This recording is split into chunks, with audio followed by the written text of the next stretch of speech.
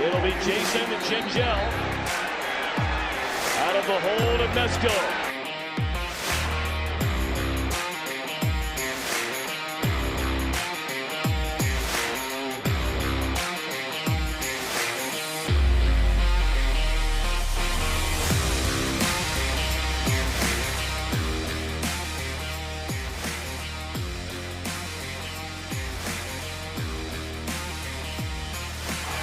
Good snap, good hold, and the kick is blocked.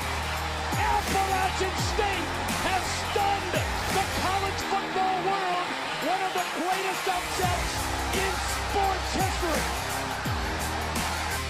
Live from Chatterbox Sports Studios, it's Off the Bench with Tom Brenneman. Well, good morning, and a good Monday morning to you and yours. Welcome to Off the Bench, presented by United Dairy Farmers. I'm Tom Brenneman, along with the ex-professionals, Casey McAllister and Paul Fritzner. Gentlemen, good morning. How are you today, Tom? How we doing? Doing great. How was your weekend? Great weekend. You guys? Good. This guy over here, he's just killing it with the picks. He's just killing us. We've done all right the last 2 weekends, Tom. We made some money. He's like 16-4. The last 2 weekends. We'll talk about that later. Yeah, we'll talk. A little spoiler. Yeah. 16-4. Man. Might have to start slipping Paul some cash. You staying warm over there, Tom? No, I'm not. I just don't understand what the deal is on this building. It was about 28 degrees driving in today, and it's probably about 3 degrees warmer than that in this studio. We come your way Monday through Friday, 10 a.m. to noon Eastern. You can find us on YouTube/Chatterbox Sports. We ask you subscribe to the show. If you prefer to join us in podcast form, by all means, please do. Google, Apple, Spotify, wherever. Just search Off the Bench with Tom Brenneman and you're dialed in. So here we go. What a weekend. What a weekend. The Bengals, as you know, were off. Today they crank it up in preparation for Sunday's now 4:25 Eastern Time kickoff in Pittsburgh. Many will be watching and waiting, including us right here on the program, to find out if DJ Reader returns this week. Cincinnati opens as a 5.5-point favorite. Speaking of the men of aluminum, they get TJ Watt back from a torn pec. Boy, you got to give it up to that dude. I mean, whether you like the guy or don't like the guy, torn pec. I don't have one. Some of you might. That's that thing that goes down the side when you're all ripped up and cut up from pumping iron and, the pull downs and all that. You get those things that just cut off to the side. He's playing with that thing torn, and he's back. And they get a win over Andy Dalton and the Saints, 20-10. Dalton throws 2 more picks. The Steelers run it for 217 yards at 5 yards per carry. The Browns, oh boy, they are running from the hills in Cleveland. They had the bye week to get ready for Miami, and they get hammered 39-17. The Dolphins throw it for 300 yards, including 3 touchdowns by Tua. They run it for over 200 yards. And don't look now, Miami sits atop the AFC East at 7-3. The Brownies are 3-6. Now, we're going to talk about this next game for quite a while today. But the game of the day, as we expected, was Minnesota at Buffalo. This was one of the wildest games I have ever seen. Perhaps you too. Now, we said it on this show 3 weeks ago. Josh Allen starting to get very sloppy with the football. And that certainly reared its ugly head again yesterday. In fact, I would argue that he, along with Sean McDermott, the head coach of the Bills, cost their team the game. Allen throws 2 interceptions in the red zone. Did you see that stat they put up yesterday? In his first 67 games, he threw 2 red zone interceptions. He has now thrown 4 in the last 3 weeks, including one that ended the game in overtime. He could have thrown the ball away. They kick a field goal, send it to a second overtime. Maybe. or maybe end in a tie, but they wouldn't lose. Then the play where, if you weren't watching, Minnesota's got the ball on the 1-yard line. And if they score a touchdown, and they have to go for a touchdown because they had missed a point after, so they're down 4, right? They were down 24-10. They get it within 4. They got to go for it on 4th down. They don't get it. So the Bills take over the ball at their own 1-yard line. And you're thinking, well, time to click the channel. Game over. Well, I hope you didn't. Because Allen gets up under center. All he's got to do is take the snap, fall forward, game over. The snap is fumbled. It's recovered by Minnesota. They score a touchdown. Then Buffalo goes down the field, kicks a field goal. But in overtime, Minnesota wins it 33-30. The Vikings taking advantage of a bad schedule, but they do go on the road. And my main man, Sir Boy Wonder, I mean, he sends out right away yesterday because I've been beating up on Kirk Cousins. He says that's the guy. Cousins has the Vikings at 8-1. Bills have lost 2 in a row. Is it panic time in Buffalo? They're now 6-3. Tom Brady becomes the first player to win games in 4 different countries. The United States, Mexico, England, and now add Germany. The Bucs played their best game of the year. They beat Seattle 21-16. Brady throws for 2 touchdowns. The Buccaneers run it well for the first time all year long. They have the worst rushing attack in the NFL, 60 yards a game. They went up over 130 yesterday, and now Tampa Bay sits atop the NFC South at 5-5. You want to play them in an opening round game? I don't think so. Now, do we make too much about not having coaching experience? At least not higher than, say, high school football. And what about a play caller in the highfalutin NFL? Do we put these guys up on some pedestal? Now, I know Jeff Saturday was a great player in the NFL. I also know he was working in television 5 days ago. His only coaching experience was on the high school level in Georgia, and that was years ago. So what's he do as his debut head coach of the Colts yesterday? The Colts beat the Raiders 25-20. He puts Matt Ryan back in there at quarterback, said he gave us that quote-unquote best chance to win. Ryan back as a starter, throws a touchdown, runs for a touchdown, good for the Colts. Green Bay keeping its hopes alive with a thrilling 31-28 overtime win against Dallas at Lambeau Field. Mike McCarthy decided against trying a 53-yard field goal into the wind in overtime. It was a right call. The 4th down attempt failed.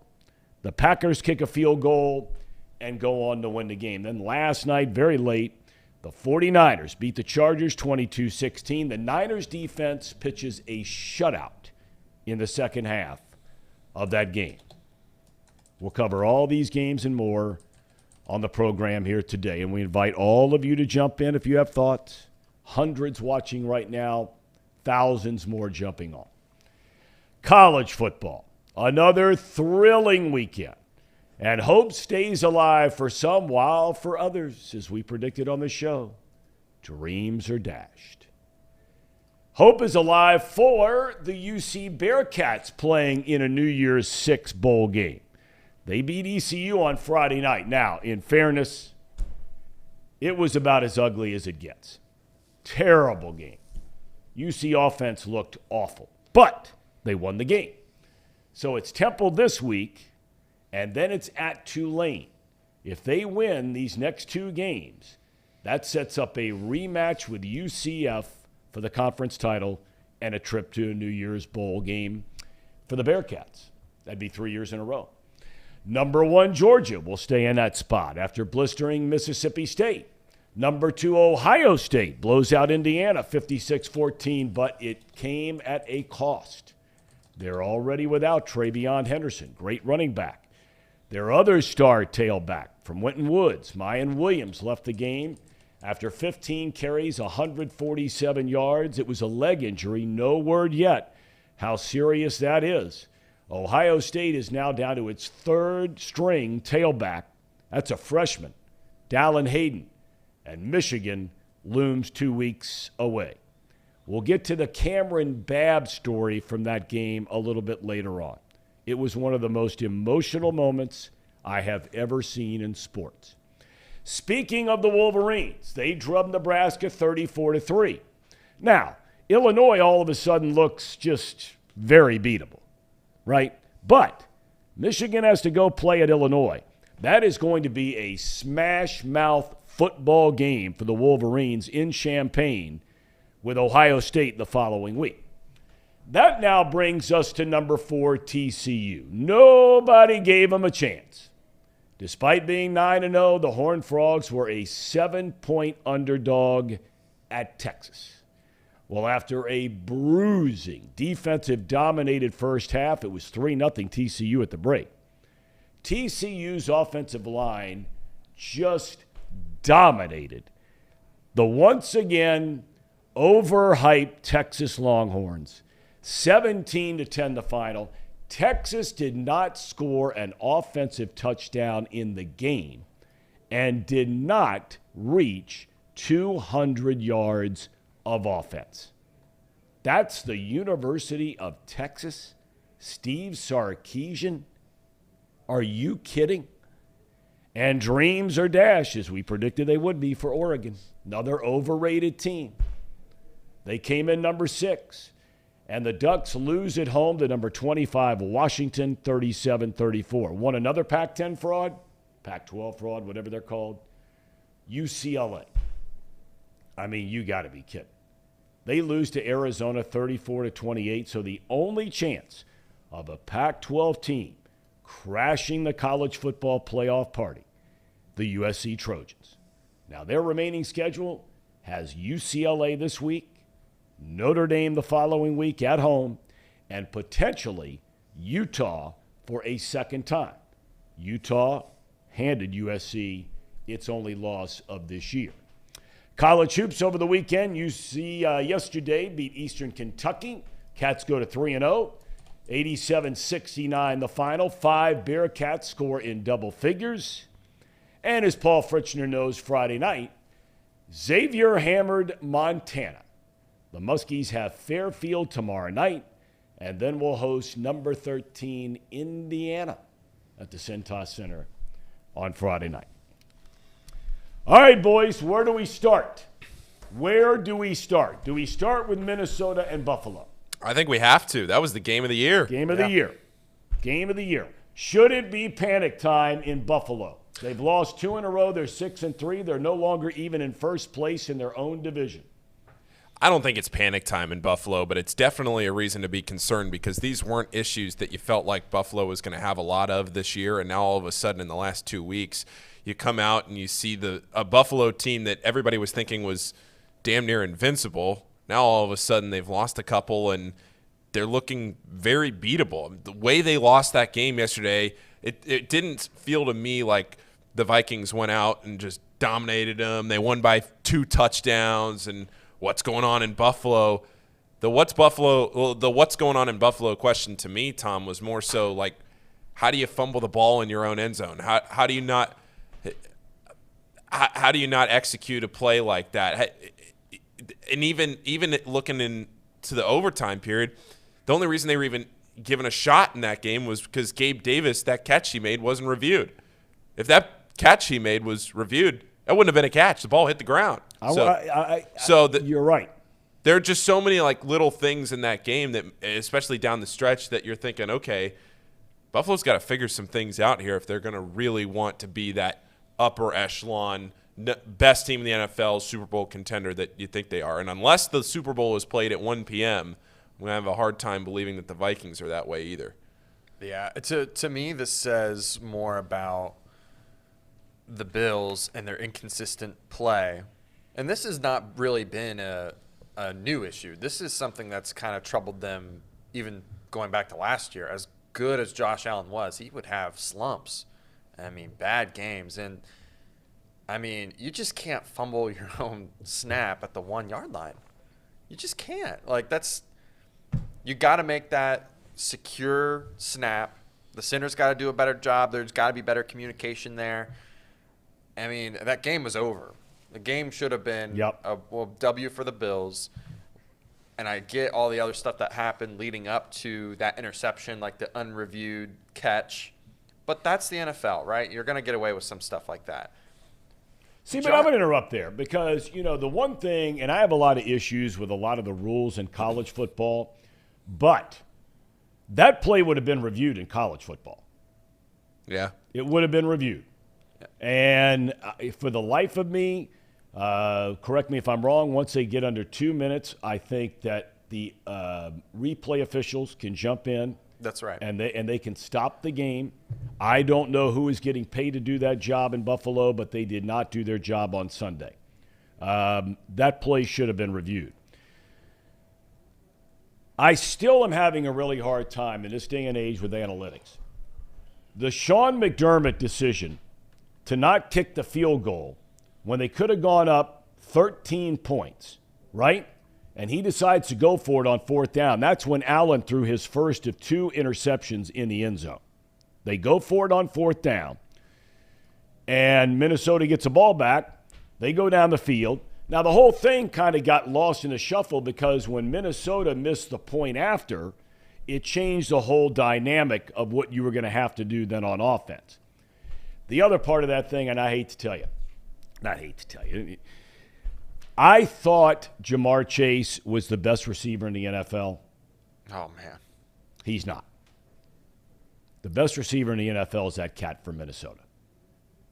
That dude is unbelievable. That catch was unbelievable. Unbelievable. I still can't figure it out because the defender has both hands on it, and he still somehow manages to fall down, rip it out of that guy's grasp. How do you do that? That was better than the Odell Beckham catch. It was. That was better than Odell's catch against the famous catch. Yeah. That was better. That if you didn't see that at home, it was just, I caught myself. I don't know about you guys. I caught myself, and I think a lot of times I'm certainly guilty of this, but I found myself half a dozen times yesterday watching different games where I just said it out loud. My dad came over. We were watching football with our son and all that kind of thing, and you just marvel at the athleticism of these guys. I mean, to be running full speed, whether it's one-handed catch, whether it's going up in traffic, getting both feet down in the end zone while you're trying to track a ball, you're jumping up in the air. I just don't know how these guys do it. If you didn't see the catch, you got it queued up here, right? Yeah, I'm getting ready to play. Now, this is 4th and 18, okay? So 4th down and 18, and the Vikings can't kick a field goal. They're down 4 after missing the point after. So 4th and 18, this is the game. And watch this catch right here by Jefferson. I mean, holy moly. But the replay. I mean, the other angle. Yeah, it's going to show, I'm pretty sure, here in a second. I mean, it will. I've seen this. Look at this. My Lord. Just getting up there, snagging that thing away from him. I mean, how do you even stop that? Is that the best catch of all time? There are some people that were debating that. I mean, it was right there. I think if you told me that your opinion was that was the best football catch of all time, I would agree. How do you beat that? Yeah, it's a shame that Von Miller is like right in the middle of some of that. Otherwise, that would be probably replayed for forever. That would be in the NFL Hall of Fame of replays. Like, that was probably the peak receiver play that you'll ever see. One-handed, contested catch. The only thing that's missing is like a toe tap drag. Yeah, you're right. You're right. Other than that, that was a masterful piece of work. But, you sit here and we ask, is it time to panic yet in Buffalo? And I just sit here and I say to myself, they're at home. I know it went to overtime. I think they got some issues.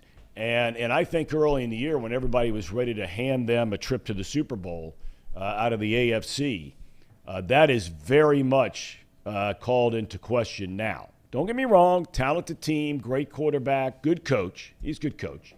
But their defense all of a sudden just looks okay. I thought that Minnesota should have run the ball more. It seemed like every time Dalvin Cook was touching the ball, they had a 3rd and 1 and a 4th and 1 in the game where they could have scored a touchdown. They went for it on 3rd and 1, they throw it. Some fade in the corner of the end zone had no chance to work. And then on 4th down, they throw it again instead of running it. But Minnesota's got a pretty good team. I mean, they got everything you like in a team. Their quarterback, I don't think he wins a big one when all is said and done.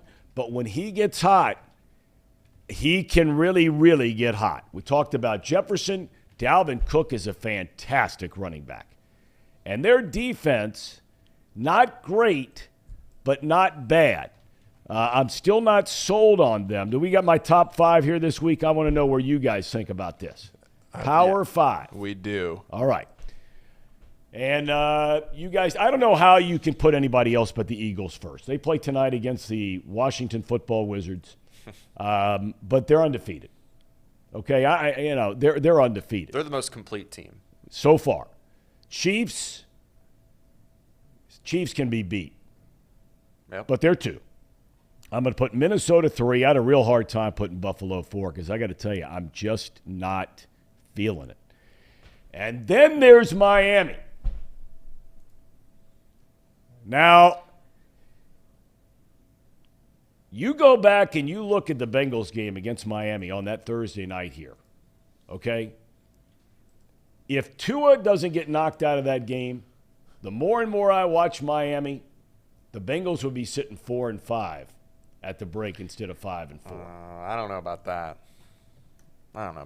You think if the Bengals played the Miami Dolphins right now, with Tua as a starting quarterback, you think the Bengals beat that team? Well, right now, no. But back then we had Reader. We didn't even have Reader, I don't think, that game. I think he got hurt in the Jets game, I think. Okay. Well, so the week before, I think. The week before. So either way. I could be wrong. I don't know. Either way, if we had our full lineup, I think we beat them. Tua threw a really bad interception that game before he went out. I don't know if you remember he did. that. And yes, we were getting pressure. I mean, that's the key to beating them. Now, they did. But everybody did wonder, not to interrupt you for a second here, but everybody wondered if Tua should have been playing in that game in the first place. Right. Because of everything that had happened the week before. Yeah. Right. And I will say this. They did acquire Bradley Chubb, which made a hell of a lot difference in that game. I mean, their defense was just destroying the Browns, just brutal. Now, I didn't get to watch the full game, so I won't comment too much about how much he affected it, but you can definitely see that they were able to get to the quarterback often, create a bunch of disruption for the Browns. And I won't lie, the Browns stink. So let's not give too much credit to Miami here. They don't have much of a secondary. I don't think Denzel Ward played, so that they're already down bad there. They came out with a good game plan running the ball against the Browns. Imagine that. Worst run defense. Imagine that. And they ran for 200 yards when they had one of the worst rushing attacks in the league. Zach. Look into the camera, Casey. I'm looking at you, Zach Taylor. Well, he's talking about, in that Bengals game, and we've said it 1,000 times, the Bengals-Browns, first 21 plays of the game. Bengals drop back to throw 17 of the 21. But that's a different time. All I'm saying is about Miami, and look, I think when the weather gets bad, if they're forced to go on the road and play in bad weather, I don't know about Miami. They always seem like they come in with these popsicle uniforms and it's somewhere freezing cold and they just get their brains beat in. Right? Yeah. But maybe they're different this year with Tua. I don't know. But they're 7-3, fellas. Andrew reminds us when Tua left that game, it was a 7-6 game against the Bengals. And if you remember the Bengals offense in that game, outside of a T. Higgins play just before halftime when they hit that 55 or 60-yard bomb down the left sideline going into the southern end zone. And then late in the game, they hit the big ball down the middle to Chase. I don't know. It doesn't matter. The bottom line is you look at that division all of a sudden, that being the AFC East. 7-3, Miami, Buffalo, and the Jets, both at 6-3. The only reason I bring that up is because it's going to continue to make this harder and harder for an AFC North team to get a wild card spot. Agreed. The more these teams win that are in second place, now I know the Bengals are only a game behind those teams at 5-4. I understand it. But the Bengals' schedule the rest of the way is ranked as the second hardest schedule in the NFL. It's brutal. And not only that, so what matters the most when you look at the schedule is the AFC opponents that we play, because we got to win some AFC games. If we end up tying with like the Patriots, we have to have more AFC wins than NFC wins. That's just how the wild card works. Yep. They do it based off of conference, and it's brutal. The AFC opponents are brutal. We got to replay all of our divisional opponents again. We already lost to all of them once. Yep. We go to Pittsburgh this week. That's never going to be an easy game in Pittsburgh. So let's just get that out of our heads right now. We got to come into this seriously, and we got to have a good game plan going in there, no messing around. Then we go to Tennessee, and we already know how that went in the divisional round of the playoffs last year. Got to do a better job protecting Joe Burrow back there. We might have DJ Reader back this week. If not, maybe the following week in Tennessee. Then we go back home in Cincinnati to play the Chiefs. We're down our best corner, Awuzie. That's going to be a tough game. The Browns, again, run the damn ball, Zach. Then we go to Tampa. And Tom Brady, they look pretty good against Seattle. I don't know if it was just because the two teams played in Munich and they had a better game plan. But Tampa may or may not be back. So, and then the Patriots, Bill Belichick, can't count him out. Play the Bills. We already know that the Bills got some cracks, but so do we. Let's see who exploits their cracks better. If the season ended right now in the American Football Conference, if the season ended right now, Yeah. Kansas City, who's on the Bengals schedule, is a 1 seed. Miami, the 2 seed. Tennessee, and we'll get to them in a minute, because somebody around here said Tennessee's pretty good. Can't remember who that was. They are on the Bengals schedule. The 4 seed, the Baltimore Ravens, they are on the Bengals schedule. The 6 seed, the Buffalo Bills, are on the Bengals schedule. The 7th seed, the New England Patriots, are on the Bengals schedule. And if you can believe this, and this gets back to your point, Casey, about conference games, the Los Angeles Chargers would be the final team in the AFC to make the playoffs because they win a tiebreak over the Bengals based on the best winning percentage in conference games. This time a year ago, and everybody keeps going back to last year, this time a year ago, the Bengals were 5-4. We know their schedule down the stretch, not as daunting as the schedule this year, but one significant difference in last year and this year at 5-4.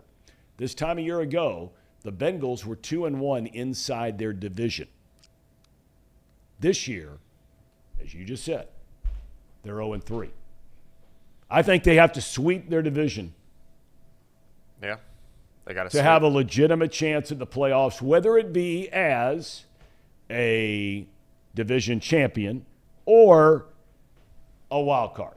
Because if they keep going like they're going right now and, you flounder around, maybe you beat the Browns, maybe you beat the Steelers, but then you turn around and lose to Baltimore, you're 2-4 in the division. If it comes down to now your conference record is tie break or division record as tie break, they're behind the 8 ball. Yeah, I think here's the scenario that has to happen for us to have a secured wild card spot and or just straight up the division win. We got to either sweep our division, which puts us at 5-3 in the conference, and then sneak out a win from Tennessee or Kansas City or Buffalo. Or New England. Or New England. We'll say we got to sneak out a win from Kansas City, Buffalo, or Tennessee. Well, you got to beat New England. Because right now they're ahead of you technically in the. I mean, they have to look. They got to beat everybody, or close to everybody, but they cannot lose. They cannot lose to New England, because if it comes down right now, New England's ahead of the Bengals for a playoff spot right now. The Patriots. Are you kidding me? Think about that for a minute. Maybe we should lower our grades on the Cincinnati Bengals for the first half than what we had them last week. Can you name me 3 players on the New England Patriots offense?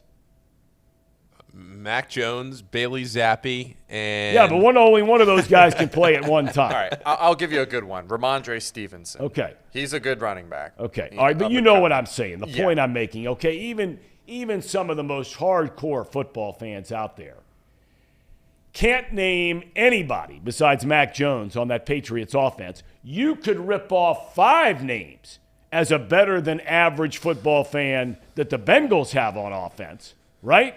Right. And the Bengals defense, no doubt, is better than the Patriots defense. Yet right now we sit here and the Bengals are behind the New England Patriots and the Los Angeles Chargers, who have missed. They put up that graphic last night. I've never seen anything like it in my life. Of their 3 receivers, and Williams and Allen and the other guy who's out for the year with an ACL, they haven't had anybody. And if the season, it would be like Jamar Chase missing 7 games. It would be like T. Higgins missing 5 games. And it'd be like Tyler Boyd being out for the season. That's exactly what the Chargers have in their wide receiving core. They put up a graphic last night. They had some cat they brought in who's a journeyman who's played like 60-something games. And then they have like 4 guys that haven't played in 15 games combined. And you mean to tell me that team is ahead of the Cincinnati Bengals? That's the greatest indictment of Zach Taylor that I think you can make. Yeah, that's fair. That's fair. All right, well, hang on. Hold the thought. We're going to take a break, and we're going to get to some of these other games because there's a lot to talk about, including some college football games. We're back in a minute. At United Dairy Farmers, we've perfected freshness in our family bakery, where we use only the finest ingredients, like thick, high-quality glazes on our signature donuts, before delivering them fresh from bakery to store every day. UDF, made for you. If your AC or furnace is struggling, turn to the experts at Bartell's Heating and Cooling. Their certified technicians get the job done right the first time. And if you need a new unit, Bartell's will give you upfront pricing with no hidden fees. Plus, ask about Bartell's 0% interest financing for 60 months. Learn more at bartellsheatingandcooling.com. Bartell's Heating and Cooling, for a comfortable way of life. Eli's Sports Bar and Grill, proudly sponsoring high school football with 3 locations in Mason, Liberty Township, and Ross, Ohio. Our 10-foot screens guarantee a great view from every seat in the house. Eli's Sports Bar and Grill, the best place in Cincinnati for sports, food, and fun.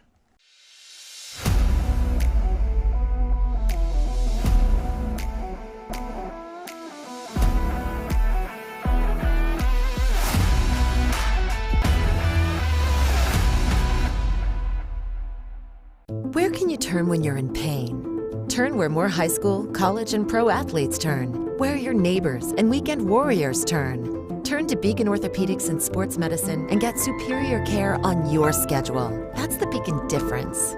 Check out our fresh arrivals at Jake Swinney Used Cars. Over 250 used vehicles weekly. All makes, all models. From economy to luxury, Jake Swinney, the original used car superstore.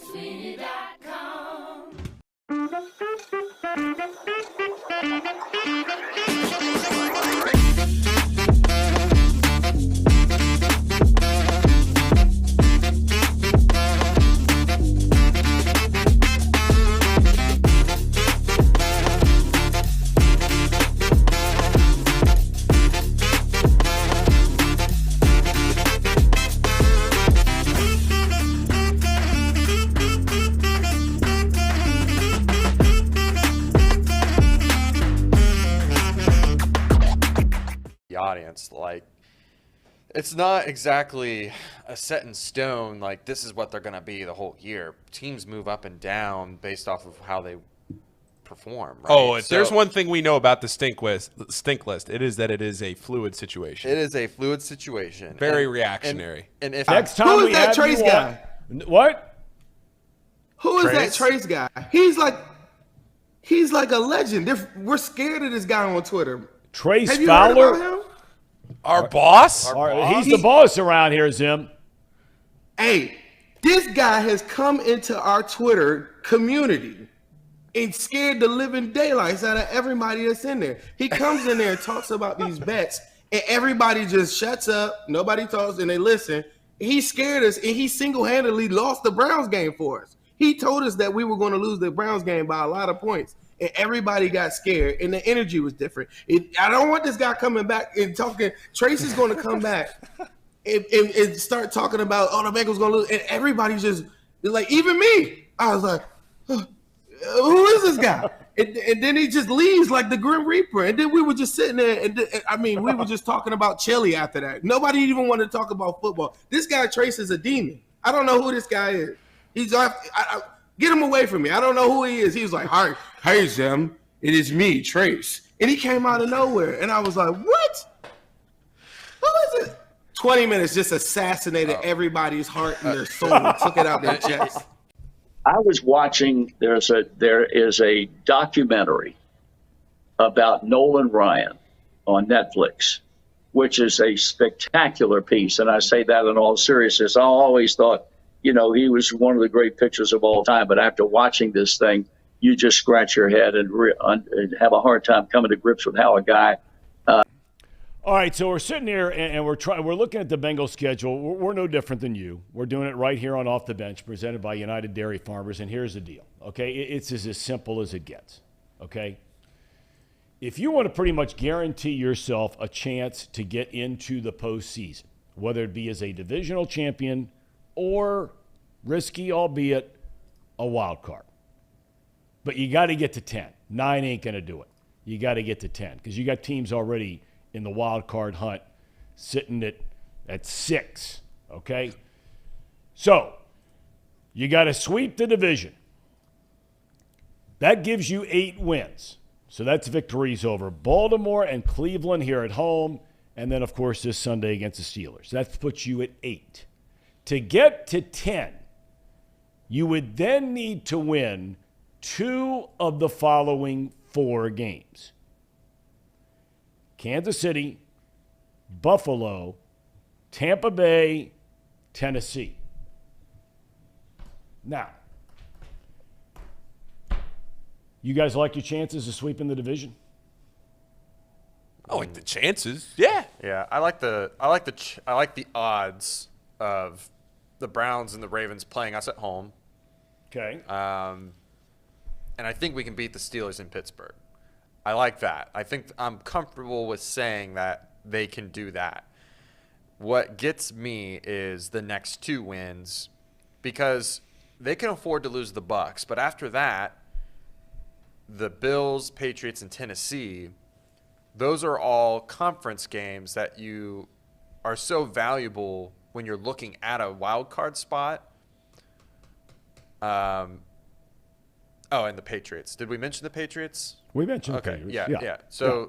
So the Patriots, to me, and the Titans are the 2 that I look at and I go, okay, if we win those 2, we got a chance, because you beat those guys, and if you beat the Patriots, at least you're knocking them down further down the wild card list. So you got to at least beat the Patriots. I think you can afford to lose to the Chiefs because they're pretty much guaranteed number 1 at this point. Unless we beat them, they've got to beat the Chargers again. But yeah, the Bills, to me, like, you could probably beat them, especially at home with the way that Josh Allen's been playing. That's like 10 weeks from now, though. Yeah. Right. That's what I'm saying, is like, it's hard to really judge these games as they're coming. But the 2 that I see that they have to absolutely win is the Patriots game. Out of the 4 games that we mentioned, the Patriots game and one other AFC opponent, whether that's the Chiefs, the Bills, or the Titans. If they do that and they sweep the division, they'll be okay. They'll make it in the wild card somehow. But that's the only other way I can see it. And we're not playing the woulda, coulda, shoulda game because we said it at the time. But you're not even doing this drill. You're not even doing this drill. If you're ready to play against the Steelers week 1 and you're ready to play against the Cowboys and Cooper Rush week 2. Right. And we're not even having this conversation. But that's where we sit, so we'll have it, and it'll seem like we're having it each and every day. I want to circle back real quick to the Titans. Yeah. Now, I know they did not beat some juggernaut opponent yesterday. But I'm telling you, this is a team people better watch. They better watch. You got the Bills sort of floundering around. You got the Chiefs who, yes, they're the number 1 seed right now in the AFC, but they have some cracks. Tennessee has cracks. I agree with that 100%. But I'm telling you, that's a smash-mouth team, and they are more than capable of going on the road in a bad weather place and winning a football game because of the way they can run the ball. Now, Henry did not run it as well this week. But I'm telling you, and I've said it for 3 weeks, there will be bigger ones after the Tennessee game. But in my opinion, if the Bengals win this week, that game the following week is the biggest game of the year for the Bengals. Yeah, no doubt. And, Tom, we have something here that we're going to pull it up here for a second. All right, let's see if it. we have it. Do we have it here, Casey? We will in just a second. I got a DM over the weekend, Tom, from the Real Spirit Cat 1, who is in the chat right now. And let's just say that the Real Spirit Cat 1, he's got those magic Photoshop fingers, and he went into Photoshop and he made something for us. Really? He made a little present for the show. Can you send me the actual tweet? Can I send you the? Yeah, I can send me the actual tweet. Oh, it was Zachary reminds me, Tom, we know the Titans. They were the number 1 seed last year. So thank you for that. Sir Boy Wonder says the Titans will not make it past the first round in the playoffs. Well, we're going to find out about that. Andrew makes a great point. Biggest thing that concerns him in that Tennessee Bengals game, revenge. They know they were the better team in that playoff game. I'm not so sure about that. I think the Bengals were better than the Titans last year. The Bengals, but if the Bengals want to win, like he's saying in the chat there, the Bengals want to win this game against Ryan Tannehill and the Titans. They want to have a good, legitimate shot at the postseason. You got to be able to go down there and win that game. Yep. You got to be able to go down there and win that game, Yes, right, you do. Tom? Yes, you do. But the Bengals have not proven to me yet, and they're capable of it. They showed me some signs in the Carolina game that they don't mind getting punched in the mouth and then turn around and punching you in the mouth. But when they've played better opponents this year, they have been punched in the mouth and not taken the punch well. Because, look, the 3 games their offense looked the best all year long. And really the only 3 games that the offense even looked better than average all year long were against 3 NFC South teams. They looked phenomenal against Carolina. They looked really good against Atlanta. And they scored over 30 against New Orleans. Those 3 teams are awful. A combined 9-18 record. I got to ask you guys. I mean, I know you're over there scrambling for this Photoshop thing. Yeah, we thought we had it pulled up. Okay, It's well, going to take a second. But let me ask you this. Are you guys saying that this week, and Casey, I know you have Pittsburgh in your stink list, are you telling me this is a layup this coming Sunday? I'm not going to it's not going to be a layup. It's never a layup when you go into Pittsburgh. When you go and play in Heinz Field, it's never – Whoa. I'm not going to call it by whatever. Give Acrisure That's some right. credit. No, Acrisure? No. Whoops. No. At least it's not FTX Stadium. Oh, yikes. How about that one? Oh, boy. How's your crypto stock looking, Tom? Billions gone. You were big? I was big on the remember Dogecoin? Do you ever get into Dogecoin? No, Do you ever hear about Dogecoin? None of it. I had None like of it. Ponzi scheme, all of it. I had like 120,000 Dogecoin at one point, and if I had held on to it, it was worth something like almost $50,000. I sold it for like 300. Brutal. That was a direct shot to the chest when I woke up one morning and realized what could have been financially. Yeah, what could have been. Many of us have had those. What could have been. All right, here. We got it pulled up. Look at this. The Real Oh Spirit my Cat gosh, 1. Look at this. Look at this shirt. That's big time shirt. Amigos. Now I see Stink. I got Ohio University, and then that's your That's just show the Chatterbox logo. logo. That's just the Chatterbox logo. Chatterbox. Very, very. And who sent this? The Real Spirit Cat 1 from our chat room. Love it. Beautifully done. Beautifully done. I got to print those. We should right here at Headlines. Yeah. We have to get them to do that. All right, what's this say? Zachary says, no, it's not a layup. It's an alley-oop. An alley-oop. It's pretty good.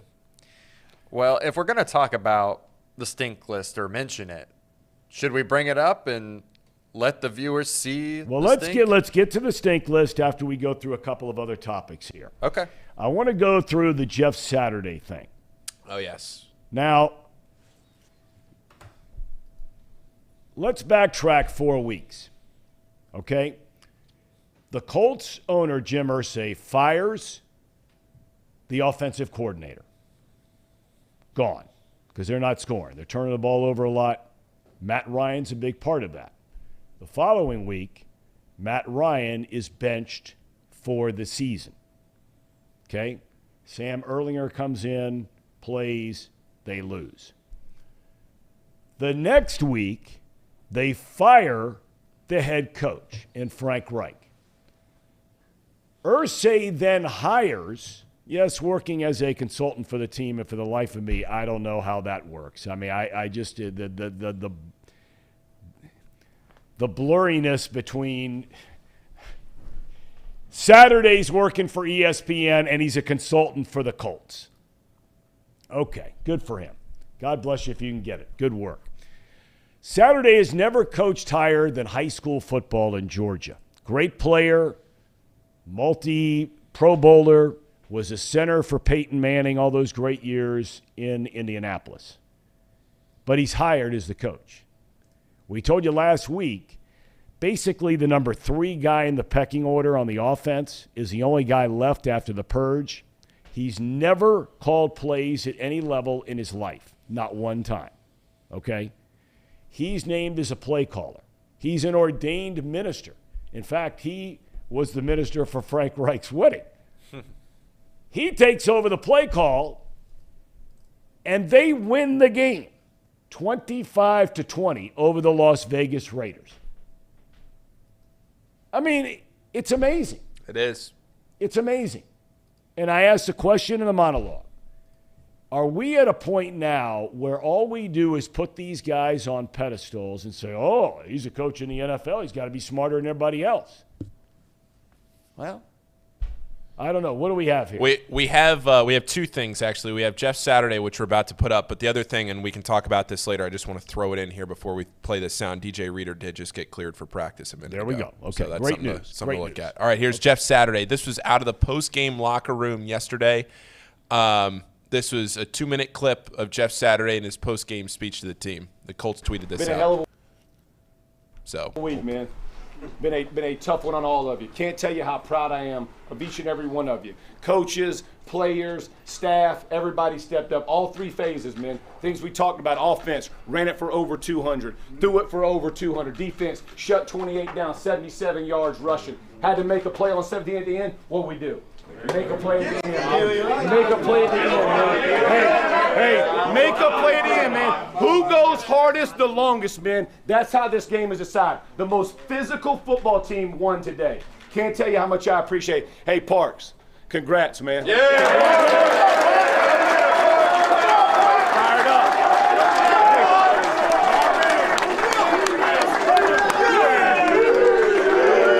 Let it go. Speech him up. All I got to say is not a single play worked because of me. It's because of you guys, man. Yes, sir. We talked about it. Great way to respond to adversity all week. freaking great job, dude. Let's go to work next week. One more thing. Let me tell you how we're going to define ourselves, man. Fourth in the game on the line, Gus dropped them. Bring it on. And all of you stepped up. Hey, man, no fear. No fear. Let it rip, baby. Let it rip. 1 second here, Coach. Come on up here, Matt. Chris, come on up here. Come on. Come on, Chris. You was this close. Swipe your leg. All of us want to give you this game ball, including the best scrambling quarterback in the league. And it's been a tough week, but we believe and we know in who you are, Jeff. And congratulations. I know you will treasure this, my brother. Appreciate you.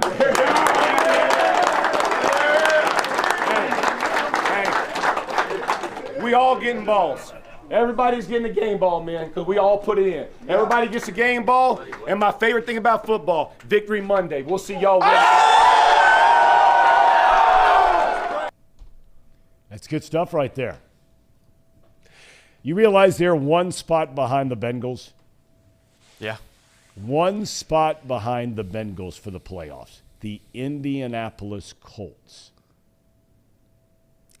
I'm not going to sit here and act like I don't have them on my stink list. But teams that get fired up and they just manage to rally back from a lot of adversity early on in the season, they tend to just sneak out wins over and over again. And the Colts last year were feisty towards the end of the year, had aspirations for the number 1 seed. Is that right? Am I remembering that right? Yep. Well, they got down to the last 2 games last year, and they had to win one of the 2. And this really started the whole ball rolling with Frank Reich. There's no doubt about it, because a guy has started 7 different quarterbacks during his 7 years as a coach in Indianapolis. But last year, they were sitting at 9-6 with 2 to go. All they had to do was win one more game. Well, they lost in week 16, I guess, technically. And then the last game of the year, they get bludgeoned by Jacksonville out of the playoffs. So, but you look at their schedule, and I got to tell you, I mean, it's every bit as tough as the Bengals. They got to play Philadelphia next week. Oof. Then they play the Steelers. Then they go to Dallas, and they go to Minnesota. Wow. Right? They got the Chargers, they go to the Giants, and then they got the Texans. So unless a miracle takes place, they're not going to be it. But it is an amazing story. And the guy that they brought up there was the play caller I made reference to there a minute ago. They scored 25 points in the game. They put Matt Ryan back in there. And, look, there are good stories out there like that week in and week out in the NFL. Yeah, and what's great about that win in particular was how they won the game. You heard him say it, 200 yards throwing, 200 yards rushing, right? I mean, they're getting back to what they were good at last year. I'm not sure if Jonathan Taylor was the one running the football or not, but if he was, good for him, coming back strong. Offensive line obviously played strong. That's how they're going to win football games, is being physical, being able to beat the guys up front. And that's kind of what they needed to do in order to compete in their own division. I mean, you look at the Tennessee Titans, and they do the same thing. Smack you in the mouth. They play smash mouth football. So good for the Colts. I hope Jeff Saturday can continue to do a good job. I'm still upset with Irsay with the fact that he signed Jeff, because there's plenty of other coaches on that staff that deserve the chance to coach for that football team, even as an interim, just so then they could, potentially have a chance later on in their career to jump up or to go to offense coordinator or whatever. But anyways, good for the Colts. Good for the Colts. Good for Jeff Saturday. The Dallas Cowboys. Now, this is another guy, and Sir Boy Wonder, I bring it up again, in a fun way. He's jabbing me about what I've said about Kirk Cousins, and I stand by my comment about Kirk Cousins. I do not think when all is said and done that Kirk Cousins is going to put together a 3-game stretch against quality competition and take a team to a Super Bowl. I've also said the same thing about Dak Prescott. I do not think Dak Prescott is going to take the Dallas Cowboys to a Super Bowl. How do you go to Green Bay and lose that game? If you're a team that wants to be a legitimate contender that people talk about, to be a Super Bowl team, all of those kinds of things. The Green Bay Packers have been awful this year. I know they still have Aaron Rodgers, and it's hard to say, especially when they're at Lambeau, that they're going to lose a game. But, Paul, I mean, come on. Yeah, it's not. And their defense wasn't any good. No, and I mean, I picked the Packers. I had faith in the Packers figuring this out at home. The combo bet of the Packers winning at home and not trusting the Cowboys was why I went with the Packers. And, man, I just don't know what it is. Mike McCarthy, I saw a tweet yesterday. It was pretty funny. For the first time in forever, Mike McCarthy finally helped the Packers win a football game. Oh, now, see, that's a cheap shot. I mean, that's a total cheap shot. That guy won a lot of big games in Green Bay, including a Super Bowl. I mean, yeah, come on. The guy won a Super Bowl. They went to the playoffs every year. They're winning 10 or more games. Now, doesn't work out in the playoffs sometimes. Okay. But more importantly is the whole Dallas thing. Yeah. Okay? They went 4-1 with Cooper Rush as their quarterback. And I don't want anybody to misunderstand me here. I am not saying Cooper Rush is Dak Prescott. He's not. Prescott is a much better quarterback, no doubt about it, in every way there is. But the bottom line is, I don't care about stats. The Cowboys have 3 losses this season. 2 of those 3 losses have been with Dak Prescott as a starting quarterback against 2 of the better teams, at least opposing quarterbacks that they had to play against this year. Rodgers having a down year, but it's still Aaron Rodgers, and they lost week 1 to Tampa Bay before Prescott got hurt. So you buying the Cowboys? Oh, no. You buying the Giants? I think people finally figured out how to beat the Cowboys, which is stop the pass rush by running it well. I mean, they had 207 yards rushing. Yeah. And they didn't throw it often. When they did, they ran play action and had just let Christian Watson just get the ball deep. And, the dude had, 2 really big catches that game for touchdowns. And then the one across the crosser on the red zone, or the slant that he ran there. I mean, Dallas needs to take a page out of Green Bay's own book and run the ball a little bit more. I know they ran it 31 times, but you can't throw it for 46 times. Not against this defense. Well, they didn't have Ezekiel Elliott yesterday. I know Pollard has played very, very well, but I still think Elliott gives him something that Pollard doesn't. So who are we buying out of the NFC? Vikings and the Eagles? That's it? I'm only buying the Vikings if they move the Super Bowl to Hawaii. Play that at 1 p.m. Otherwise, I'm out. I don't think that's happening. The team we talked about a few weeks ago, and look, at the end of the day, like the Bengals, like some others, they're still only 5-4. But look, if you're trying to fill a stat column, and again, if that's what you're into, stats, this guy's not going to show up on a stat sheet. But when you ask yourself, among this trio, who has proven in a certain amount of time that they can win the big one. Now, not yet the Super Bowl, but get you to a Super Bowl. Kirk Cousins, Dak Prescott, Jimmy Garoppolo. I'm glad you said Jimmy G, because he was going to be on my list too. Yeah. Jimmy G, he can get you there. San Francisco's a good team. San Francisco is Baltimore of the NFC. They're always there. They might not be at the top, but they're just always there. Yeah, I have them as a borderline good team. Just a little sneak preview of my stink list. They're still there, but I mean, I think they proved why I have them there to begin with last night. That Chargers-San Francisco game, I mean, they get after you. They got a really elite pass rush, and they have a run game. Those are two recipes that are successful late down the stretch. When the winter comes around and it gets cold, you got to play some smash mouth football.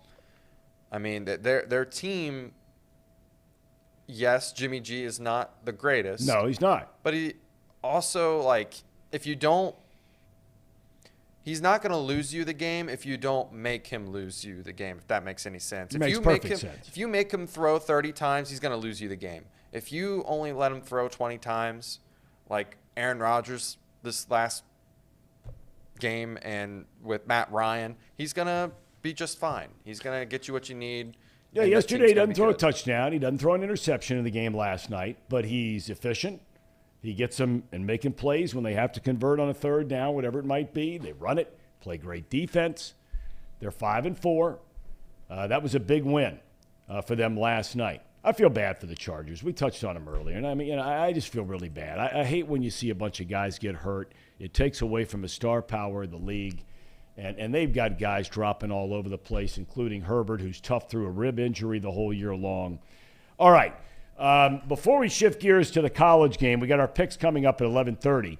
Let's start with the tier maker. Oh yeah, when are we going to get you on the tier maker, Tom? Well, I got to tell you, mine would look nothing like Casey. So Casey, let's put it up. Yep. Here we go. We didn't add another category, which I thought we were going to do. Have you gotten a preview of this? I have not looked at it yet. I just saw it in the standby monitor very briefly.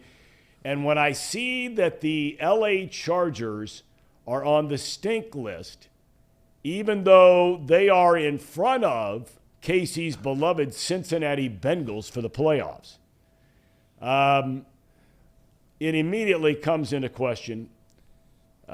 Tampa Bay stinks. Casey. How about borderline stink for Tampa Bay? Respectfully, Casey, this is the worst one you've done. Let's start for a second. Hold on. Let me ask you a question, Casey. How is Green Bay a borderline stink team that is 4-6, and the Buccaneers, who are in first place in their division, I know it's a bad division, but they're in first place in their division, and the Bucs have played everybody who's any good because of the schedule they play this year. How are they in stink and Green Bay is borderline stink? Could you start there? Yeah, so I just want to say that, Tampa Bay probably could be borderline stink in front of Green Bay. That was maybe a slight you got to stand by this, Casey. A slight oversight, but I will say this. I think the pack is back. They're going to start running the ball. They're going to give Aaron Rodgers limited opportunities to throw the football, but they're going to be good ones because he's highly efficient. They're going to run some play action. I think they're back. Tampa Bay, very similar story. They found a run game against Seattle, but in the past, they've not been able to run the ball on these teams. So let's see if that continues. I think the Packers, on the other hand, shown that they can do what they did last night against a good defense. I mean, we were sitting here saying that Dallas might be the best defense in the league. Were we not? So to me, them being up a tier and Tampa still staying down a little bit makes sense. I understand where you guys are coming from. But at the same time, we were all questioning why Seattle was what they were. Why were they as good as they were? And to me, they kind of got exposed a little bit by really good defensive play and running the football. So to me, that game said more about Seattle than it did Tampa Bay. I think Tampa Bay just finally realized that this team cannot stop the run, so they just ran it all over. And plus, it's hard to really judge a game that's played out of country and how that affects a team. This is Seattle. All right, but it's both teams. It's both teams. I mean, Right. they both had to go over there and play and get on a plane. I mean, Right, but one is in the West Coast and the other one's on the East Coast. So to me, it's like there's more of a discrepancy there. And plus, the fan base in Munich, I'm pretty sure, was mainly Tom Brady fans. You could hear just how loud that stadium was. Why did they break into that song, West Virginia? I don't know. I think it was just Country Roads, Take Me Home. Yeah, that was awesome. Yeah, it was. So they play it during Oktoberfest over there, apparently. I don't know. Well, Tom Brady said it was one of the coolest experiences he's ever had in his career. Well, and Geno Smith is a West Virginia guy. That's right. So That's that must right. have been cool for him, West too. Virginia guy. Put that list back up one more time. Yep. Because I mean, I just don't know how in the world, Case, how in the world can you have Tennessee, the Giants, and the Jets? I'm not saying any of those teams are going to win the Super Bowl. Well, but all of those teams are 6-3 or better. You mean to tell me they don't warrant being on a borderline good team? No. I mean, the Jets didn't play this week, so I couldn't move them. I didn't want to move them because they didn't play this week. The Giants, they beat up on a bad team. I'm not going to move them. Tennessee, kind of the same situation. They beat up on a bad team, and they didn't really beat them up either. It was 10-17. Yeah, so it was. I don't know. I think they have glaring weaknesses, glaring issues that will affect them in the postseason. Whereas the teams above, to me, they have issues, but they can overcome their issues. I don't know if the teams below on the borderline stink can overcome their said issues. That's why they're on the borderline stink. So you think if the Dallas Cowboys played the Baltimore Ravens or the San Francisco 49ers right now, you think that the Cowboys are better than those two teams? I mean, that's what your rankings say. In fact, your rankings say the Cowboys are better than the Bills. Yeah. That says more about Josh Allen's inconsistency. I don't know what to make of them because he just does some boneheaded things, and I think that could cost him a game. And Dallas's pass rush is elite, and they can't run the ball. So Dallas versus Bills, I think Dallas wins that match because the Bills can't run the ball. Now, the San Francisco 49ers and the Ravens, right? I think those two are the closest to being a good team as any other team that you see on this list. More Ravens than San Francisco. The Ravens, to me, with Lamar, is such a big X factor. They can run it, and if Lamar's hot, he can just throw all over the place. But I'm not sold on his passing. I'm not either. I'm just saying when they get hot, they're really good. But to me, the list is actually pretty accurate to how things have gone. I mean, I'm surprised no one's mentioned anything about the Vikings moving up. I had them at borderline good, and now they're the third best team in the league. Well, I mean, they've earned it. They've earned it. Look, you know, you can't, when you have a bad year the year before, and we talk about it all the time, the NFL is set up in such a way where, now granted, you're going to play a division from the other conference, and that's a rotating deal. And in any given year, one year that division might be great, another year might be terrible. And the Vikings are playing, they just lay out the schedule, and that's who they play. And they've only lost one game. And they went to Buffalo, and they won a game. They deserve to be on that list. Paul, if you had one thing to wrap this up that you take umbrage with this list, what would it be? The whole thing. The whole thing. I don't see how you could have that opinion when you said last week that was my best list yet. I only moved a few teams around. What's the issue here? Casey, what do you not like? Maybe I was just being too nice about last week. But look, you can't have the Bengals. You can't have the Bengals, the Patriots, the Titans, the Giants, and the Jets. If you want to call them all the same, that's fine. But they can't be borderline stink when there's a legitimate chance that the Jets could win the AFC, could win their division. I was just blanking there. I was about to say the wrong division. They could win their division that also includes the Bills and the Dolphins. The Bills could be the best team in the NFL. The Jets still stink. Oh, and they're going to prove God. it later on down the stretch. It's simple as that. Let's see who the. I was so fired up there. I just forgot what curiosity's division they sake, played okay, in. let's just take a look real quick out of curiosity's sake about the Jets' remaining schedule. Now, they have a huge game this week. They go to New England. They haven't beaten that team in like 8 years. Okay? They got New England. Then they go back home to play the Bears. And then how about this lineup? The following 2 weeks, at Minnesota, at Buffalo. Who is this? The Jets? The Jets. But then they finish the season against the Lions, the Jaguars, the Seahawks, and on the road at the Dolphins. So that's not an easy schedule. No, this not. Is one of those years where they've got the bad luck of having to play, a team during the season in Minnesota. And Minnesota's having a great year. All right, I'm going to put my Power 5 up. One of these days I'll get around to doing more of these tiers. We got my Power 5 in the NFL, and I have to tell you, I'm wrestling with this one badly. I got the Eagles 1, Chiefs 2, Vikings now go to 3. We saw this before. I beg your pardon. Bills 4, Miami now 5. And I think Miami can beat Buffalo. I do. I think they can beat Buffalo. They already have. Yeah, and then they'll get them again down the road.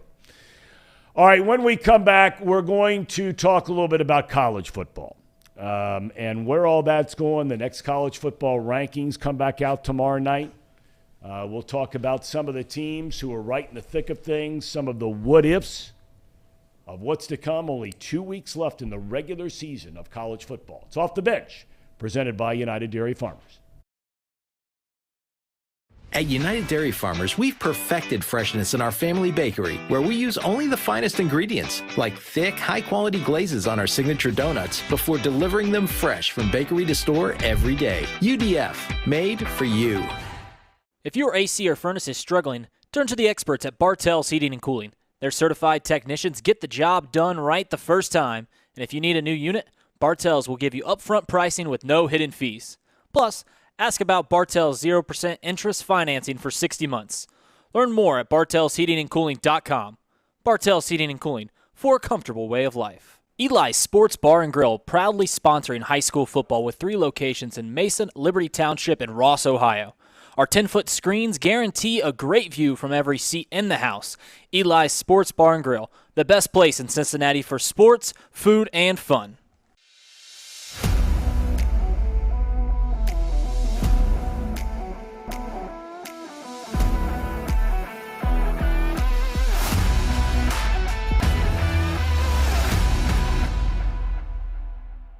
Where can you turn when you're in pain?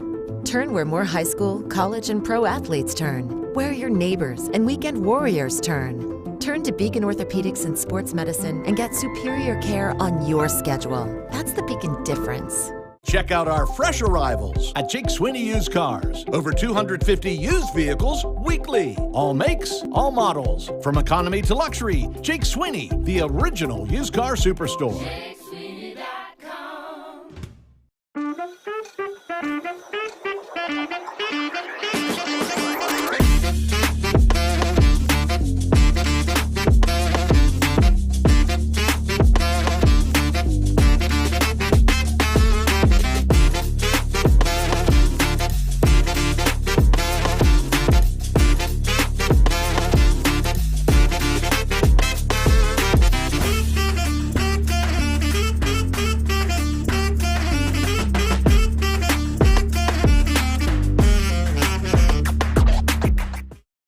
I was watching, there is a documentary about Nolan Ryan on Netflix, which is a spectacular piece. And I say that in all seriousness. I always thought, he was one of the great pitchers of all time. But after watching this thing, you just scratch your head and have a hard time coming to grips with how a guy can hold or at one time held 51 major league pitching records. They have a lot of quick cuts in that documentary of doing what Nolan did best, and that's striking people out. lo and behold, what pops up? But Tracy Jones standing there, striking out and looking like a washerwoman in the process. He wanted to get out of that batter's butt. He swung at a pitch that he could not have hit with an ironing board that was up and away, and then almost fell down, but couldn't wait to get back to that dugout. I had to rewind it to make sure it was him, and it was. So just if you get a chance to remember, just run that by him a bit when you all have him on Thursday. Yeah, that's. And we did run it by him when we had him on Thursday, and Tracy went on to point out that he was 1 for 10, I think he said, in his career against Nolan Ryan with 7 strikeouts. But he would not be alone in that. One final NFL note before we get to college. Justin Fields is fun to watch. Yes, he is. I mean, that dude, he is fun to watch. Their defense stinks. But, I mean, just when Fields makes a stupid play, throws the pick six, the next time they get the ball, he goes 75-yard run for a touchdown. I mean, this dude is really fun to watch. Okay, college football. We got the Power 5 here. This is what I think will be. It already is in the college football rankings that came out last week. They come out again tomorrow night. Okay, this is my Power 5. You got Georgia 1, Ohio State 2, Michigan 3, TCU still undefeated 4, Tennessee 5. Now, keep that up here for a second, okay? Because here's the deal. Of all 5 of those teams, I have to tell you, well, no, I'm going to take out number 1. Because Georgia, even if Georgia loses the SEC championship game, they're going to be in the playoff. Okay? They're going to be in. They're the only one-loss guaranteed lead pipe cinch slam dunk that will be in with one loss. They will be in. But of the next 4, Ohio State, Michigan, TCU, and Tennessee, which of those 4 teams would you most want to be? I think it is not even close. It's Tennessee. And here's why. They got 2 cupcakes to finish the year. They don't have to play in a conference championship. They're sitting right there at number 5. So they don't have to play Georgia or LSU or whoever else. They don't have to play any of the heavyweights. Okay? Ohio State has to play Michigan. TCU, we know, has to win out, so all the pressure in the world on them. They have to win out to get in. The team outside of Georgia on that list that I think is sitting back and just saying, boys, have at it, is Tennessee. Especially now with Oregon gone, right? Yeah. What do you guys think of that? I'm with you, Tom. I think out of that list, besides Georgia, of those, because Ohio State, Michigan are going to have to play each other. TCU has a couple of tests left. Tennessee, they can almost coast into this. Yeah, they really can. Because they're going to get in. They're right there on the edge. They've got that win over Alabama. There's only one other team that's USC, I think, that can squeeze into this. And it makes sense. Well, and we made the comment that USC has UCLA this week, who's a fraud. They should win that game. They play Notre Dame at home. That's a big-time game. And then they would play in the Pac-12 championship game. And there's some shaking out left in that whole thing. But that could be against, it could be against Utah. It could be against Oregon, basically, is what that comes down to. But what was I just going to look at? Oh, yeah, I want to see Tennessee. Their remaining 2 games are against at South Carolina. That's not a layup. But then they play Vanderbilt, who, by the way, oh my God. Not good. Kentucky was having such a good year. Yeah, they were. That is a humiliating, and especially the way it happened. They get the personal foul penalty, 15 yards. Then they hit the big play Vandy does to win it. Well, the number one quarterback in college football, Will Levis, has got to do a better job. Well, he's not the number one quarterback in college football. I heard some radio program, some Kentucky guy, it was on their radio network, was talking about how all the NFL scouts are coming in there in the UK and is talking about he's going to be the, this and that and everything else. And I wish him well. I got nothing against the dude. I hope he's great. I hope he's the best player in the NFL one day. God bless him. But, I mean, come on. You lose to Vanderbilt. But let's get back to more importantly. So, Tennessee is sitting there, fellas, and USC, to me, is the only team that is behind them outside of LSU. Because LSU is going to present this committee. If LSU wins out, including beats Georgia in the SEC championship game, there has never been a two-loss team in the college football playoff Final Four. Not one time since it started in 2014. If LSU beats Georgia, I think they leapfrog Tennessee because they beat Tennessee, right? They lost to Tennessee. Forgive me, they got killed by Tennessee. But I still think they leapfrog them if they're the champions of the Southeastern Conference. It would be very tough to hold out the SEC champion from the playoff. That would put the committee in a bind, and we'd find out a lot. Yeah. We'd find out a lot about what the committee values, who they value, what they look at to see if they put them in, where they put them in, how they put them in, if LSU gets in with 2 losses over a Tennessee team that probably deserves to be in. All right, play that scenario out just for a second, just to have a little fun. Okay. Let's say that LSU wins it and you put them in. Okay. Okay, Georgia would be in. Sure. Okay. Then you have Ohio State, Michigan, TCU. Okay? Tennessee. If TCU goes undefeated, but let's say Ohio State and Michigan play, and let's say it's a field goal at the buzzer. One beats the other. Okay, great game, right? Okay. And let's say Tennessee kind of flounders around, gets by. South Carolina doesn't look that great. They blow out Vandy. Okay?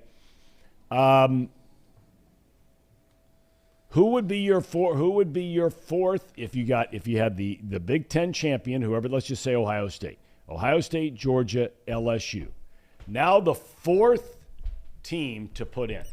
Do you put an undefeated TCU team ahead of a one-loss Tennessee team? Yeah. No doubt. No, I don't think that's a question. To me, TCU's in. Okay.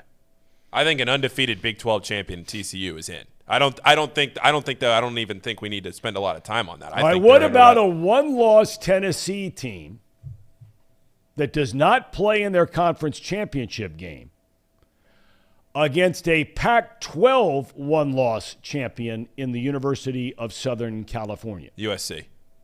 USC's in. And I don't just the way that the committee has shown that they're valuing the Pac-12 this year with 4 top 15 teams. Now, this is the same problem that the Pac-12 has every single year where they just cannibalize themselves. They just beat up on each other. Somebody needed to go down to the Buffalo Wild Wings and make sure that UCLA didn't lose to Arizona this weekend. That didn't happen. Somebody missed the memo there. My guy got stuck on the 405, right? Didn't make it out to Arizona. Not great. Now all of a sudden, Oregon loses. That's bad. They got USC. Now you're hoping that Lincoln Riley can do what he's always done and just sneak on into that 4 spot. I would prefer him not to sneak into that 4 spot. Well, I'm just saying if you're the Pac-12, if you there, I mean, no, I don't want to see them in there. TCU showed us a little something this week. I mean, I've been on the bandwagon for obvious reasons, but that game this weekend, and Paul, everybody expected a shootout. Yeah, that's what everybody was thinking. TCU, that's what they've done all year long. Texas, when they're playing well, halftime it's 3-0. The athletes of Texas in the first half look like they just overwhelmed TCU, especially the defensive line for Texas. But then I don't know what happened at halftime. And I think this, in a nutshell, is a microcosm of the state of the University of Texas football team. I think they're soft. I think TCU came out, and that offensive line that had been dominated and humiliated in the first half, they decided we're going to run the football and we're going to run it right down your throat. And by the end of the third quarter, it was full ownership for TCU. If they don't fumble that ball and Texas runs it back for a touchdown when it was 17-3, that game was dominated by TCU. They showed a different side to the committee than they've shown so far this year. They look good. Yeah, they did. They looked very good. I mean, I thought Texas was going to win the game. I thought that I kept thinking at some point this year, everything that has been building for TCU, where they've come back, they've had other quarterbacks get injured, they've had issues on the defensive side of the ball. I just kept thinking at some point it was going to catch up to them, and I just thought in a primetime game at Texas that was going to be the game. And that's why I picked Texas on Friday's show. I thought that was going to be where it all kind of came to a head for TCU, but they didn't. And that's why I said when I made that pick on Friday was that if TCU won this game, that was going to be kind of the flip of the switch, I think, both in the betting lines and the public's minds about TCU, that now you go on the road to Texas, which, yeah, Texas, they're not back. They're not back. They've lost 4 They're not games. With those players on that team, they have lost 4 games. Finish your thought, please, on TCU. No, I just think that TCU now has shown that, okay, no matter what they can do, they can go out there, they can scrap it around, they can win these games, and they have some solid wins. Yeah, they have some wins that are smoke and mirrors. Look at that win over West Virginia, where they win by more than they should have because they throw an offsides touchdown at the end of the game, and all of a sudden you look at a double-digit margin of victory, and you got to look at some context for TCU's schedule this year. But at the end of the day, they're winning football games. They're 10-0. They're 10-0 in the Big 12. If they are an undefeated Big 12 champion, they are in. I agree. And, for everybody that's talking about so-and-so, whether it's USC or TCU, whoever, they'd lose by this and this amount in the playoff. Everybody always makes that same argument against Notre Dame. They'd lose by this and this. Who cares? Who cares who gets in and how much they lose by in the first round of the college football playoff? Because it happens every year. Somebody's going to have to go in and play Georgia in the first round. Well, it's funny. Some of the guys that say that, and some of them are in our chat room, they weren't saying that same thing when University of Cincinnati was undefeated last year. Yeah. Right. They weren't saying that, don't put them in. They're going to get boat raced in the semis. And to me, this which is more they did. impressive. They got boat raced in the semis. But is that the reason you don't put them in? No, they deserve to be in. They deserve to be in. If you go undefeated, Cincinnati deserved it last year, and TCU would deserve it, especially more so TCU, in my opinion, than Cincinnati last year, just based on the teams that they've beaten. Yeah, I think TCU is more impressive than Cincinnati last year to me. And I know maybe the novelty of UC being in the conference that they were getting to the playoff was more of a big deal, but TCU deserves this if they win out. So, well, they got Baylor this week. That's a huge for those of you not familiar. That's TCU's big. I mean, Texas is a big kid on the block. So for all those Texas schools, Texas Tech, Baylor, whoever, whenever they play Texas, you want to beat Texas. They're the big bully on the block, right? But as far as just straight rivalry, TCU and Baylor, biggest rivals against one another. Both private schools, they're about an hour and a half away from one another. Baylor down there in Waco and TCU in Fort Worth. It's a big game. And that game is at Baylor. Everybody thought Baylor was going to be great this year. They looked like they were starting to get it together. And then they get destroyed over the weekend. And I tell you what, I tell you a team that nobody would want to play, and TCU might be in this group, and they're going to force to play them in a championship game, is Kansas State. Kansas State has got a really good team. I watched them over the weekend. They are good. All right. Anyway, is it time for picks?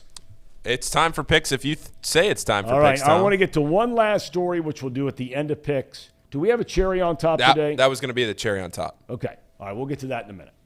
Okay. So here we go. Let's put up the standings going into the weekend. The duo, and it's about time to lose the Dunts. Oh, wait. Actually, I think those are the updated standings? That's updated. Okay. So we spoiled that a little bit. Please, okay. So let's go to our games. Okay. Indiana and Ohio Let's State. start with the games. The Buckeyes cover. You know, we didn't talk a little bit about this, but I got to tell you, Ohio State has won every game this year by double digits. And some might say, well, look at their schedule. Well, they did beat Penn State and they did beat Notre Dame. Okay? And that's a lot more than Michigan can say. But, man, the injuries. To think that this offense has gone the entire year without Jackson Smith and Jigba, best receiver in college football coming into the year. Travion Henderson, the running back, was picked first-team All-American. He's only played in half the games.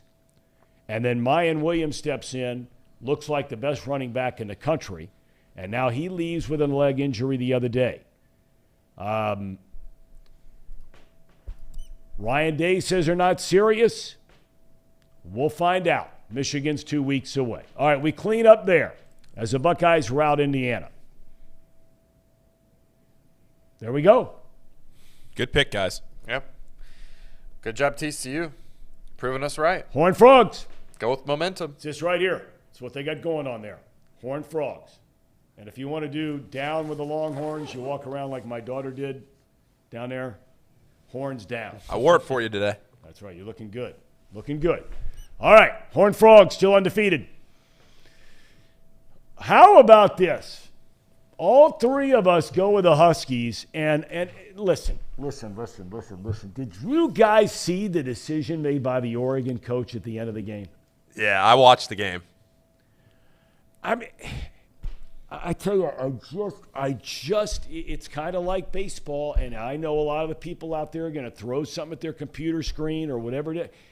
The analytics side of this stuff does not add up. How in the world, if you didn't see it, okay, Washington goes down the field and scores a touchdown to tie the game. Oregon has the ball. It is fourth down in the final minute and a half of the game. It is fourth down. I think they were at their own 35. Yep. They go for it on fourth down. Not at the Washington 35. At their own 35. They don't get – this wasn't a Mike McCarthy not want to kick it into the wind 53-yard field goal attempt in overtime. The first-year Oregon coach decides we're going for it. They don't get it. Washington gets the ball. Field goal. See you later. Hopes of a national championship. That coach just washed away with one decision. That coach washed away his team having a chance to get into the college football playoff by going on fourth down inside their own 35-yard line. I can't believe it, even now. Okay, what's next? Yeah, not a great decision. All no, right. Terrible decision. We all had Michigan, and those stiffs don't cover. They did? They did. Oh, I thought it was 38.5. No. It's 30. 30 God bless Michigan. I'm never going to say that again.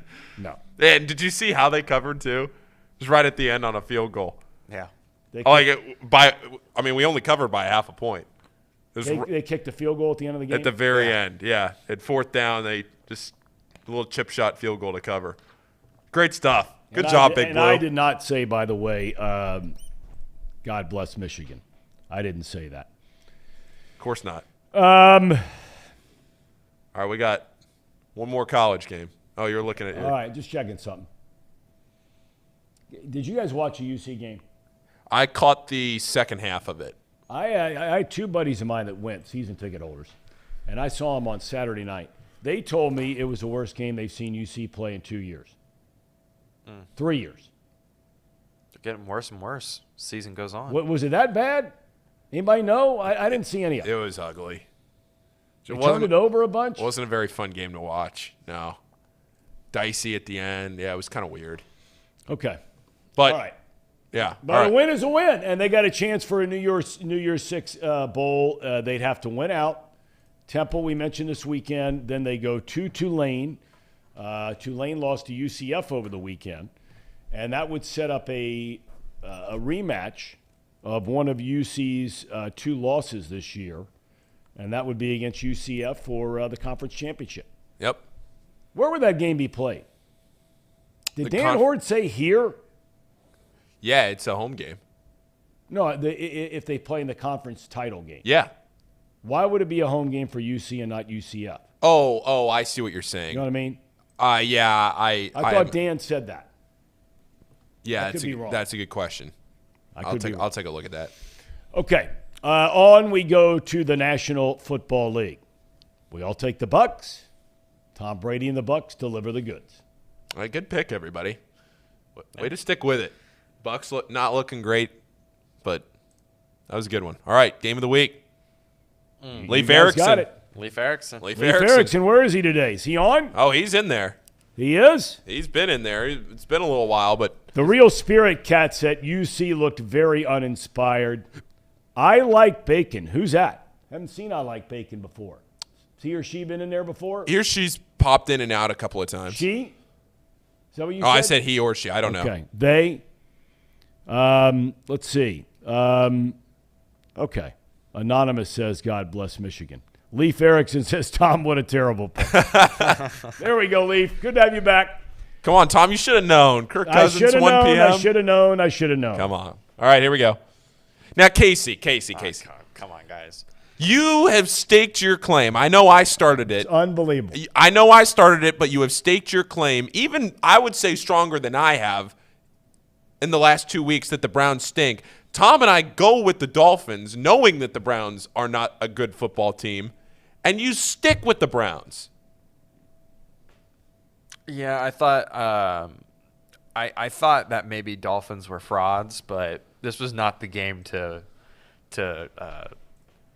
be different, especially when the Browns stink, and they just proved me wrong, or they proved me right game in, game out, that they stink. But I continue to still, I don't know. Whatever Trace did to me in my psyche last week, he beat you in, man. When the Bengals lost to the Browns the way that they did, I don't know. He just did something in my mind where I had some sliver of faith that the Browns would cover this, but they stink. Tom, our guy's brain is scrambled eggs over here. He doesn't know what to think. Yeah, those scrambled eggs. When he picked the too. Browns last week, I almost fell out of this chair. I mean, we've been on it. You've been on it, and you faded yourself. I did. It was a terrible, terrible decision. I'll admit that. It was terrible. All right, you want a terrible decision? Here was a terrible decision, Casey. I wrote it with you. I don't know. You know what? Wasn't a terrible decision. We shouldn't have. In retrospect, these are just 2 bad teams. I said to my son yesterday, and I was wrong on the Kirk Cousins one. Okay? But I said to him, I'm not a gambler, but when we do these picks, there are 4 things that through the years I've come to believe are true. I'm never picking Andy Dalton. And I love Andy Dalton, but I'm never picking him. I'm not. I'm just not going to do it. I'm not picking Kirk Cousins in a big game. Okay, now he proved me wrong yesterday. I'm never picking the Jacksonville Jaguars, even though they ended up, if I'm not mistaken, that wound up being a push yesterday. That was a 10-point spread, right? Kansas City won by 10. The Jags? Yep, because he had picked them closed. to cover. The Jags. Okay. Yeah, that sounds right. I don't know where it closed. And I'm trying to remember who the 4th one is, and I'll remember it. Sean Spurlock tells us the AAC championship would be at UCF if UC wins out, and I would imagine that's because they beat them early in the year. Yep. Okay. I do appreciate Anonymous in the chat asking, how am I not sweating with this coat on? It might be, I don't know, 15 degrees in this studio? It's comfortable. 20 degrees, no, maybe? It's not. It's comfortable if you're a seal. Seal. I mean, you they got the swim sleeves around rolled in up. water that's 40 degrees and 50 degrees and all that kind of thing. That's the only way you're comfortable in here. Or if you're a penguin. Next one. What's next? Paul, nice call there. Thanks. I mean, that's a good call. The Cowboys, I'm not buying them. I guess now what everybody's going to be watching with the Cowboys is are they going to sign Odell Beckham Jr.? True. They have not had a wide receiver. Not had a wide receiver go over 100 receiving yards in a game this season. Wow. Now, Cooper Rush, they were running it a lot. Unless did somebody get, I should correct myself. Did anybody with Dallas get over 100 yesterday? I didn't see the final I know box. going into that game. I didn't can see check. much of that game yesterday. I'll check for you. I had it pulled up here. I don't think they did. CeeDee Lamb had 150. Okay, there you go. It's first one. So he had a big game. Okay. All right, last pick. And then last but not least. Did they cover? They did. No, the Chargers covered. Oh, that's right, 22-16. Yeah. And it was close, too. I was sweating the end of this one. I was going to say, a lot of these games towards the end, like the Dallas game and the L.A. games, were so close. I was just like, at the edge of my seat hoping that they would cover, but you squeezed by on both games. So yeah. Good job, Paul. Thank you, Casey. Yeah, this was close. Tom, I don't know if you saw the end of this game last night. No. This was, the 49ers had the ball up 3 at the 2-yard line and didn't score a touchdown to ice the game. Obviously, the touchdown would have put them up 10. They kicked a field goal instead on 4th down. Went up by 6 instead of 10. Your lucky day, Paul. Squeaked through. Your lucky day. All right, so where are we? All right. Where are we? Oh, boy.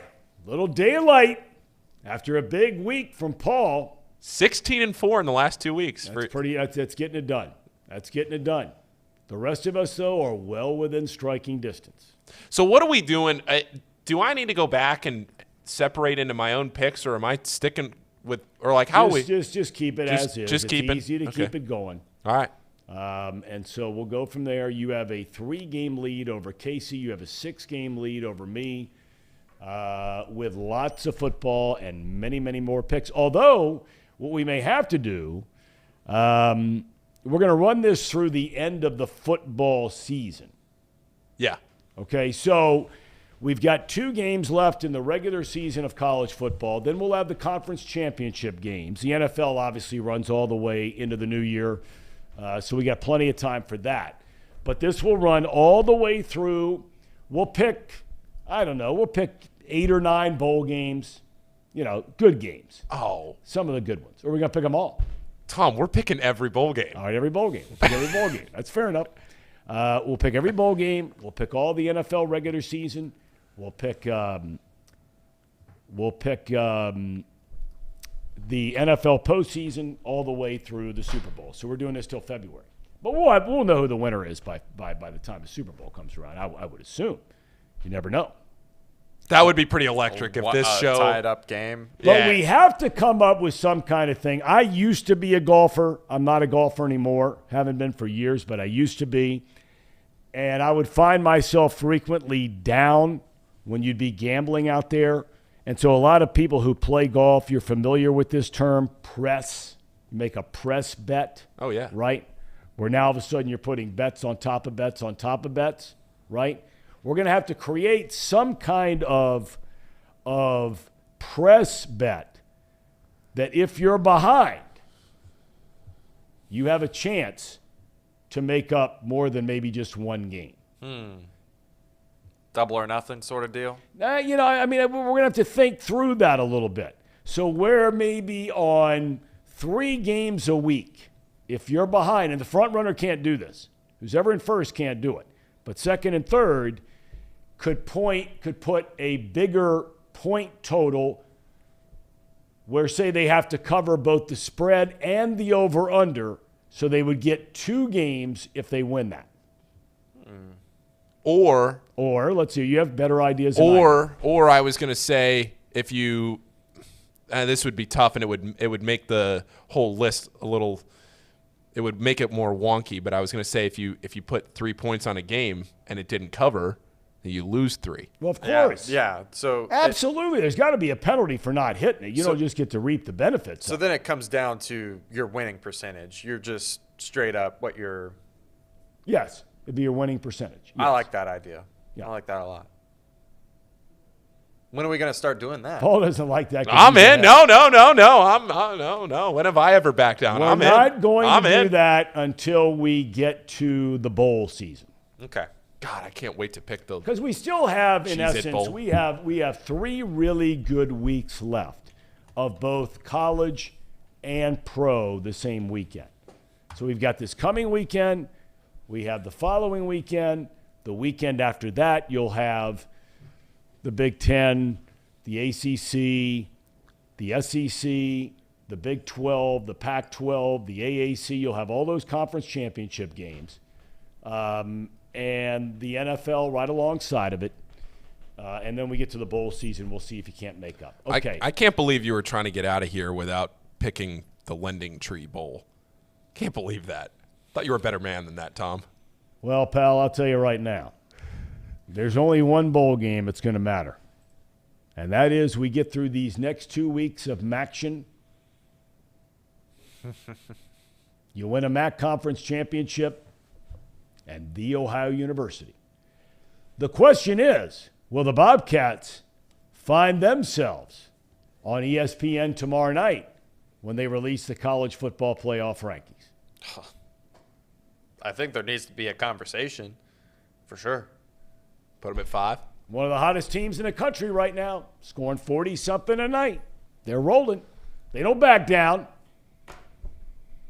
Their out-of-conference schedule was 10 times better than Michigan's, and that's not an exaggeration.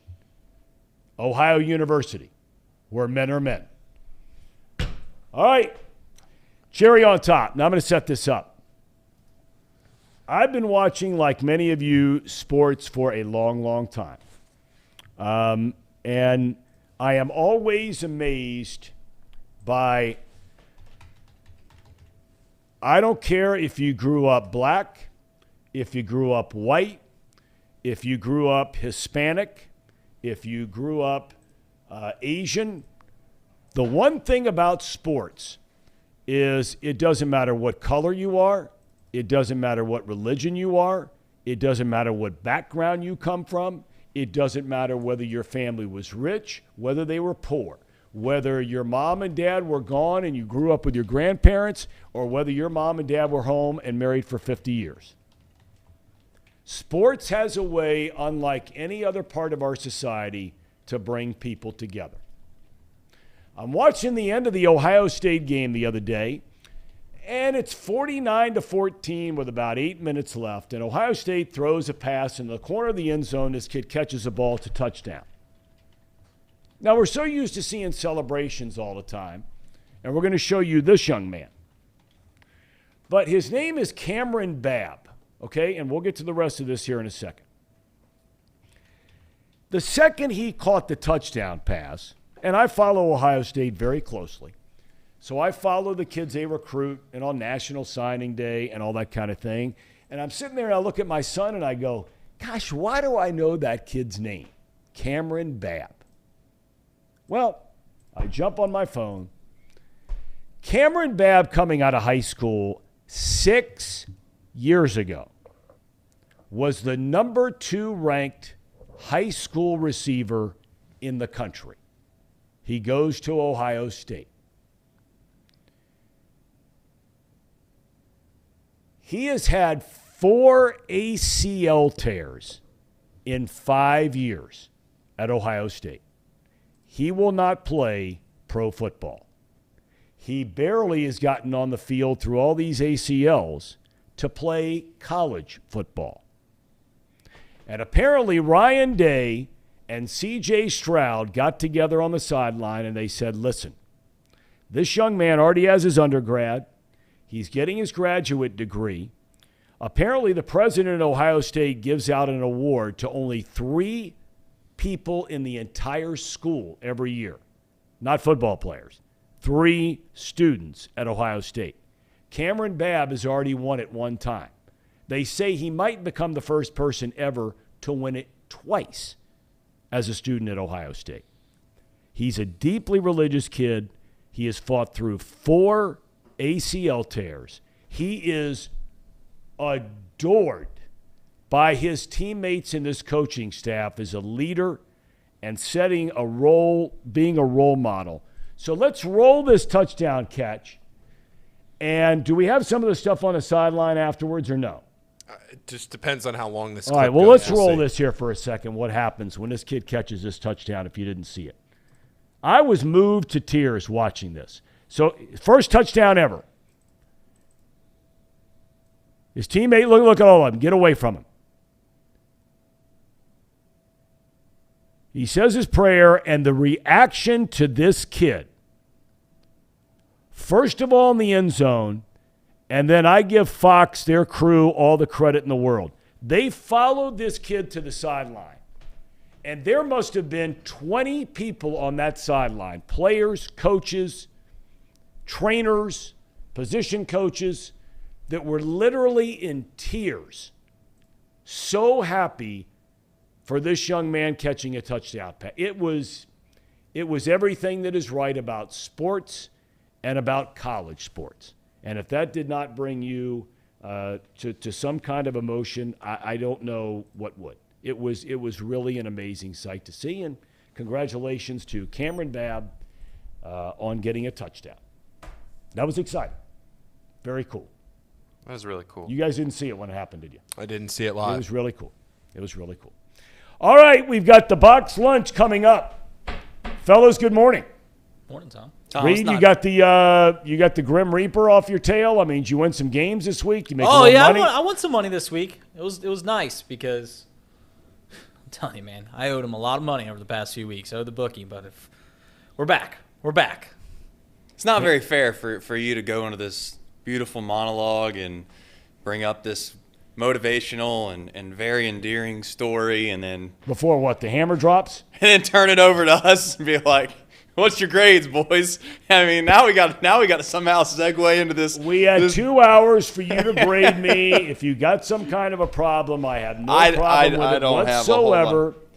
I have a genuine question to the crowd, though. One, I don't know where these stats are from. I need a little more, like, you know, when you do your school paper, Tom, and they ask you to source where you're getting your subject matter from. They want you to put down, like, at least the asterisk at the bottom of the page. Now, yes. I know that I'm not sure who's making the graphics, et cetera, but I do need on the Tom's top 5, and I'm not expecting these guys to whip this up right now, but the Tom's top 5 college teams, I need to know what these stats are. I mean, I just have the numbers rankings up there. Yeah, I have these random numbers up there on these top 5s. Those are offense. And what? Total offense, right? Total defense. Total defense. But what's the stat? What's the stat we're using? Yeah, I mean, how is Georgia number 1 in offense and 4 in defense, and Ohio State is like 4 in offense and then 1 in defense? How's Ohio State's defense better than Georgia's? What stat are we using? How is TCU's defense 88th in the country? It's just yards. Total yards. So just total yards. So that's. But okay. So I'll start off with that. I don't know who it is, but we need to come up with a better stat. I mean, if you run 100 plays in a game like Tennessee on offense, you're going to have the number 1 rated offense of the country in yards because you have just a billion more chances to get yards. Legitimate point. So we'll start with that. I mean, I don't know where those. I mean, it's not based off of a bird like. We're not judgment. It's just the actual facts. These are the yards. I don't know what's wrong with that. Facts don't care about Trace's feelings. Yeah. Okay. Well, all I'm saying is that's just a terrible stat to use if you're trying to rate somebody's. Basically, you're telling me TCU's 88th in the country in yards given Yeah, up? because they're playing teams that up and down. They're playing didn't teams look that like it on Saturday. When you play teams every week that throw the ball 95 times and the clock never moves, yeah, you're going to give up more yards. That's the fact. The reason Michigan's defense is so good is because their offense runs the ball a bunch and the other teams don't get a chance to score. I mean, it's a terrible, terrible stat to use by like saying, oh, we have the number one offense because we have the most yards. Okay, that's great. Good. Okay, but let me ask you this, though. If you say that, and everything that you're saying is true, there's no doubt. But, okay, well, if it's not total yards, wouldn't yards per game?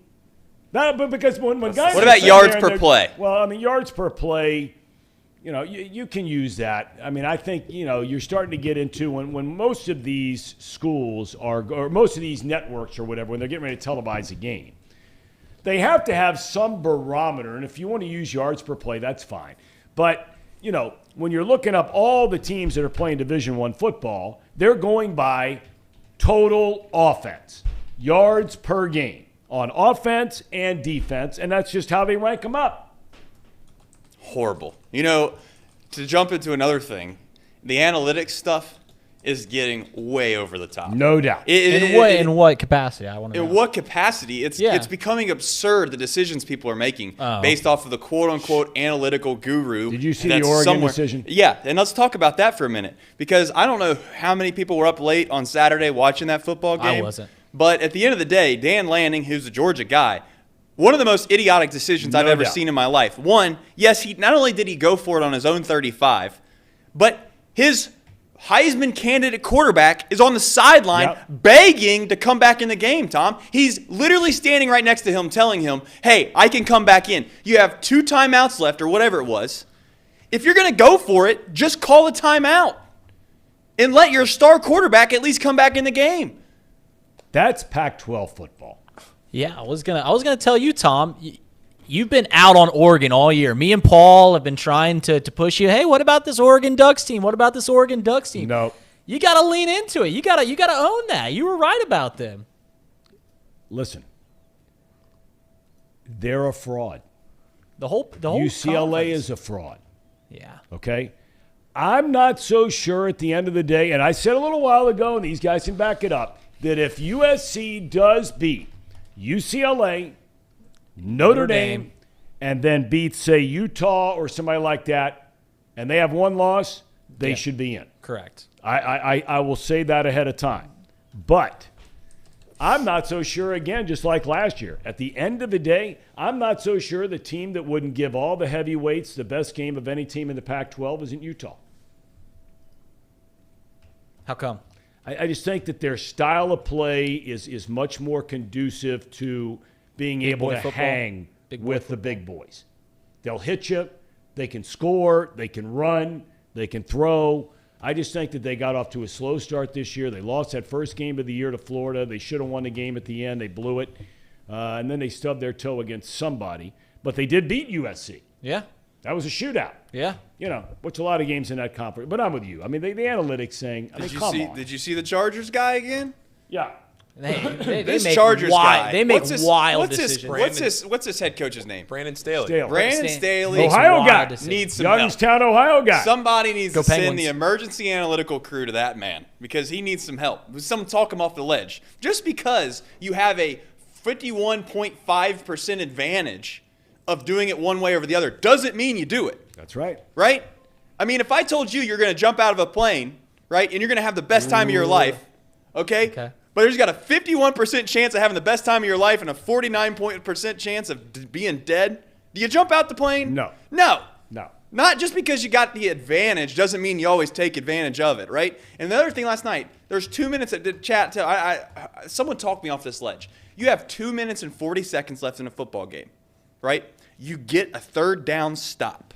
You have 3 timeouts. Your offense has to go down the field and at least kick a field goal. Worst case scenario, maybe it was a touchdown. I don't know. My brain's so scrambled right now. I can't remember. The Chargers. It was 3 points. It was 3. 3 points. And this guy decides he wants to save his timeouts so he could possibly use them in the last minute of the football game to be able to what? Get the ball back with 30 seconds left like he did on their own 1 yard line to try to go the length of the field? And you had to have a touchdown the next time. So he waits to let the clock run all the way down to the 2 minute warning. They punt the ball. Oddly enough, they pin them inside like, what, the 1 or 2 yard line. How in the world, from an analytical perspective, do you not just stop the clock with 2 minutes and 40 seconds left? You have 2 timeouts for your offense to try to go down one more shot to go down the field and tie the game. That's all above my pay scale.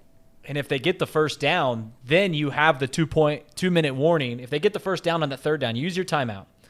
Say they get the first down, then you have 3 times to stop them again, because then you can get the 2-minute warning and then use 2 timeouts and maybe get the ball back at that point. I just that doesn't make any sense. Don't understand. And I would also say at some point these coaches are going to realize taking 3 points sometimes is not a bad thing. I mean, getting points in a football game, Tom, I don't know, but this might be breaking news. Getting points in a game is good. It's okay. Well, the Bills do it. The Bills are just as bad. You're talking about, I thought one of the most overrated plays, and we brought it up earlier in the show today. I thought one of the most one of the most under the radar decisions over the weekend was made by McDermott in Buffalo. Exactly. Yesterday. He didn't kick the field goal. Yeah, and he goes for it on 4th down. Allen throws a pick in the end zone. They come away with no points. Now, granted, they're up at that point. I think they were up 10, and they could have gone up 13. But they decided to go for it, and, does it come back ultimately to bite them? No, because of the way that Minnesota missed an extra point and all that kind of thing. And there were 1,000 other plays that game you're going to remember. But I just didn't understand. The analytical gurus act like momentum isn't a thing. You're with all these guys in baseball. No. You're with all these guys in baseball. Am I? think you No. are. What I would say is that Reed, am I right or wrong? He is. No, you're right. He's all in. Nope. This is where you guys have your little bit. That's fine. Do your little bit. No, I think he's right. No. At the end of the day, maybe I think that you should take some analytics into the equation. That's fine. But if you want to sit here and act like it's just a statistical decision-making thing every single time, then why even have football coaches? Just get a bunch of guys out there with a bunch of glasses sitting on the sideline with their computers and tell everybody what to do. Because at the end of the day, if momentum isn't real and human beings aren't playing the game, then maybe perhaps that makes sense. But getting 3 points at least keeps a momentum. It makes you feel as a football team that you're moving and progressing in the right direction. There's no doubt in my mind yesterday that if the Bills kick the field goal, right, they keep momentum. It feels like you're just kind of dead in the water if you're a Vikings fan. You get a little boost if you get a stop on 4th down. What was it, 4th and what? 4th and like 5 or 4 for the whatever. So It was. They were going for the knockout. They were already up 10. They were exactly in the 4th quarter. At the point of making it all of this is at some point, and again, not to bring politics into this, but it reminds me a little bit of COVID in a way. It reminds me of when COVID first happened and all this, and we're running around acting like you can't touch the flag stick on a effing golf course because something crazy might happen. One person this per new cart. big craze One about person all per this cart. stuff going on. These analytical guys, in about 10 years, give it some time, it's going to be like, do you remember when we were going for it on 4th and 1 at our own 35 with a chance to go to the college football playoffs on the line? Yeah. And our Heisman quarterback was standing on the sideline and we actually went for it? Right. Well, hey, it's no different than Joe Mixon. I just on the can't Super Bowl, believe this. Standing there on the sideline. Fourth and one twice. Give it to the backup running back and run it at the greatest defensive player in the past 2 decades. And I am all in on whatever analytics say. I'm all in. All in. On the 4th and goal shovel pass to a guy who hasn't caught a pass all year. See, that makes me think that Zach Taylor doesn't use analytics. Because he ran it 2 times. That is the element of surprise. Against the best defensive tackle in the league. All right, boys. Like, what analytics show that? You got lots of topics coming up there. Yeah, there we see him. do. Jeff Saturday is TCU for real. Yeah.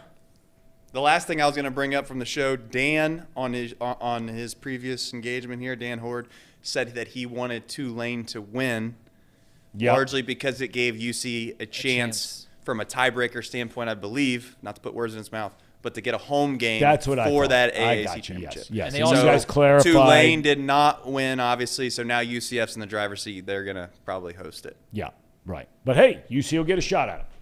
Yeah.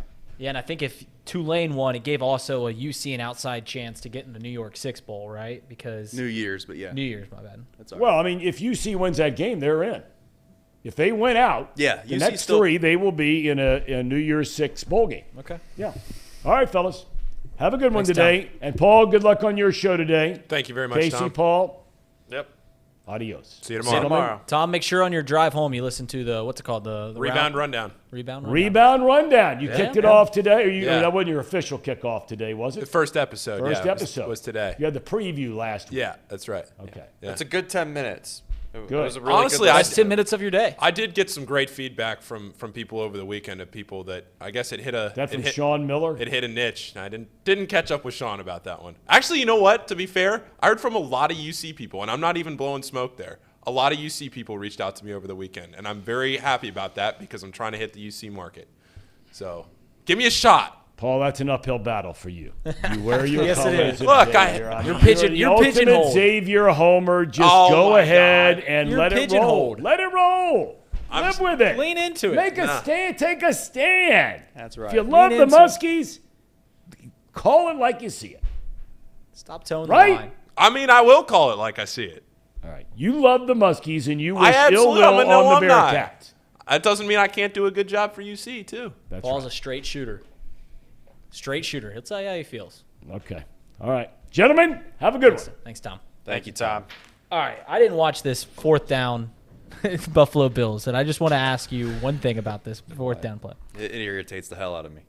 Is it not worth making? I mean, if they kick a field goal game, they're making a two-possession game a two-possession game. See, I'm tired of hearing that. I'm so tired of hearing about the two-possession game argument. You know why? Because you got to score 2 touchdowns. You know how much harder it is to score a touchdown than a field goal? It's incredibly harder. You know how many times you go in the red zone and you don't get a touchdown? Like 50% of the time. Oh, not 50%. Is it really 50% in the NFL? Look It's got to it be up. at least 60. Somebody in the 67. chat, look it up for me. I'm just tired. If you think that if you hang your hat on the fact that you have a decent defense, make them score 2 touchdowns. You know who did do that? The guy who wins a lot of football games out there in the 49ers. He kicked the field goal on 4th and 1 out there in LA. Where were they? They were in San Fran. So there was 4th and goal from the 1-yard line. They were up by 3 points. And he decided, you know what? I've watched enough of this football game to know that if I just kick this field goal, I got to make the Chargers go the length of the field and score a touchdown. And guess what they didn't do? That's all I'm saying. Why? And if you don't get it, it's just demoralizing, man. The 16th best team in the league in red zone touchdown percentage is the San Francisco 49ers. So right in the middle, and they get in the end zone about 55% of the time. So over half. But your point still holds true. Tennessee number 1 in that stat for some reason. All right. You wanted to talk about Jeff Saturday. Yeah, because I'm tired of hearing about how he doesn't deserve the job, and he's just there's more important or there's more appropriate candidates than Jeff Saturday, et cetera, et cetera. Yeah, there's some people taking some really hard takes on this. Yeah, and I don't understand how you can come up with that. First of all, he's the interim coach. Okay, let's start with that. Second of all, you don't deserve nothing in life. Okay, you get what you get. And my point is that if you're the boss and you take the risks in life, and you get a chance to make a decision, ultimately it's your decision, and it's your decision only. It doesn't matter if somebody's been a part of something for forever or not. If you think that there's someone that you have that gives you the best chance to win or do whatever it is, then go ahead and take a stand and take that person. And the idea that Jeff Saturday is just some random guy they picked up off the street, no. Jeff Saturday was there during the Colts' best runs they've ever had as a franchise. Mm-hmm. He was the center. Basically, as we've talked about before, why are so many catchers managers? And why do so many catchers make good managers?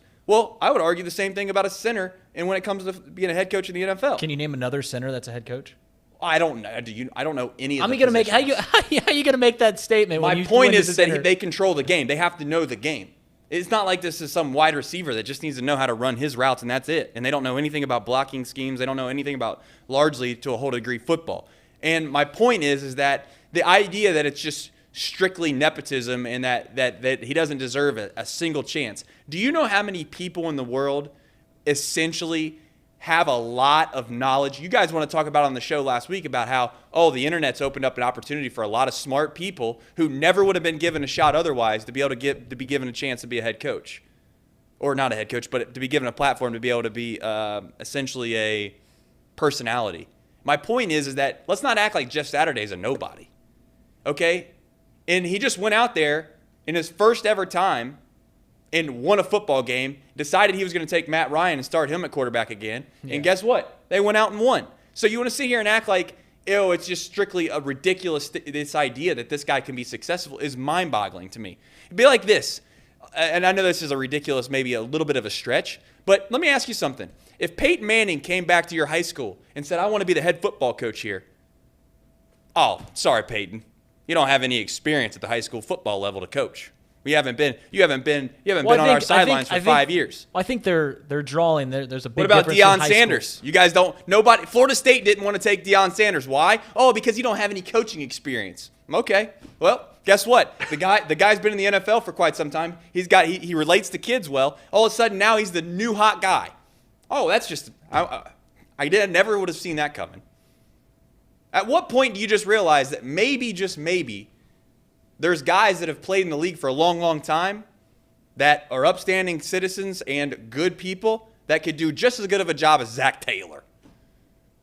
Just because he's not sitting behind some guy for 10 years. We should take the Colts playbook. Fire Zach Taylor, hire our color commentator. Let's get Dave Lapham to put on a headset. Call plays, baby. Let's mic him up every game. Dave Lapham on the sideline. Just that's electric. You're right, Trace. Come on, baby. Oh, yeah. We deserve that as Bengals fans. All I'm saying, all I'm getting at is that everyone wanted to jump on Jeff Saturday like the guy has never even been a part of anything. Like he's just he's the cousin of Jim Irsay. He's like, oh yeah, Johnny watches footballs on Sundays. Throw him out there. No, when I made my position known about the situation, I was mad at Irsay. Irsay's idea. I mean, I'm not knocking Jeff Saturday at all. I think he could be a really good head coach. I mean, crying out loud, the dude was under crazy amounts of fire this last week, and what does he do? He pulls off a win. Right. Against the terrible Raiders team, but typically still, interim coaches win their first game. Isn't that like a betting thing? Like it could be. Yeah. It could be. But isn't that a thing? Yeah. It hits at a decent clip. Yes, we can talk about that later. It hits at a decent clip. We can talk about that later. And all I would say is that in order, for the fans and for the people that were upset, I think they were more upset about Irsay's decision because there probably were candidates out there, especially within their own staff, that just didn't get the chance when they probably should have gotten the chance. Because now, if it doesn't work out, there's no way in hell that any of those guys are going to stay in Indianapolis. And if Jeff Saturday does end up doing well, what does that mean for the rest of the staff? Are they all on the chopping block? What does that mean? Is he keeping everyone? We don't know the details of the hiring at all to know. Sure. For the job security of those guys, which is the main issue for me. Go ahead. Well, I was going to say, I'm so intrigued to know what is Jeff Saturday's role on the team. Because previously he had no coaching role on the team. So is he coming in? Is he calling plays?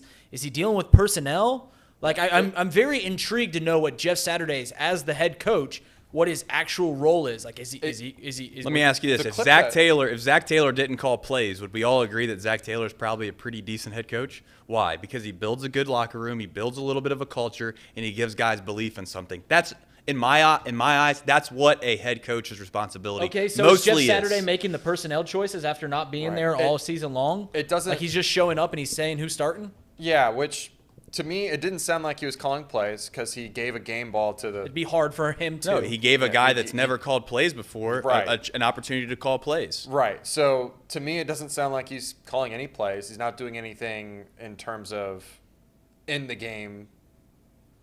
What he's handling. Maybe he's calling like the timeouts or the challenges. I don't know.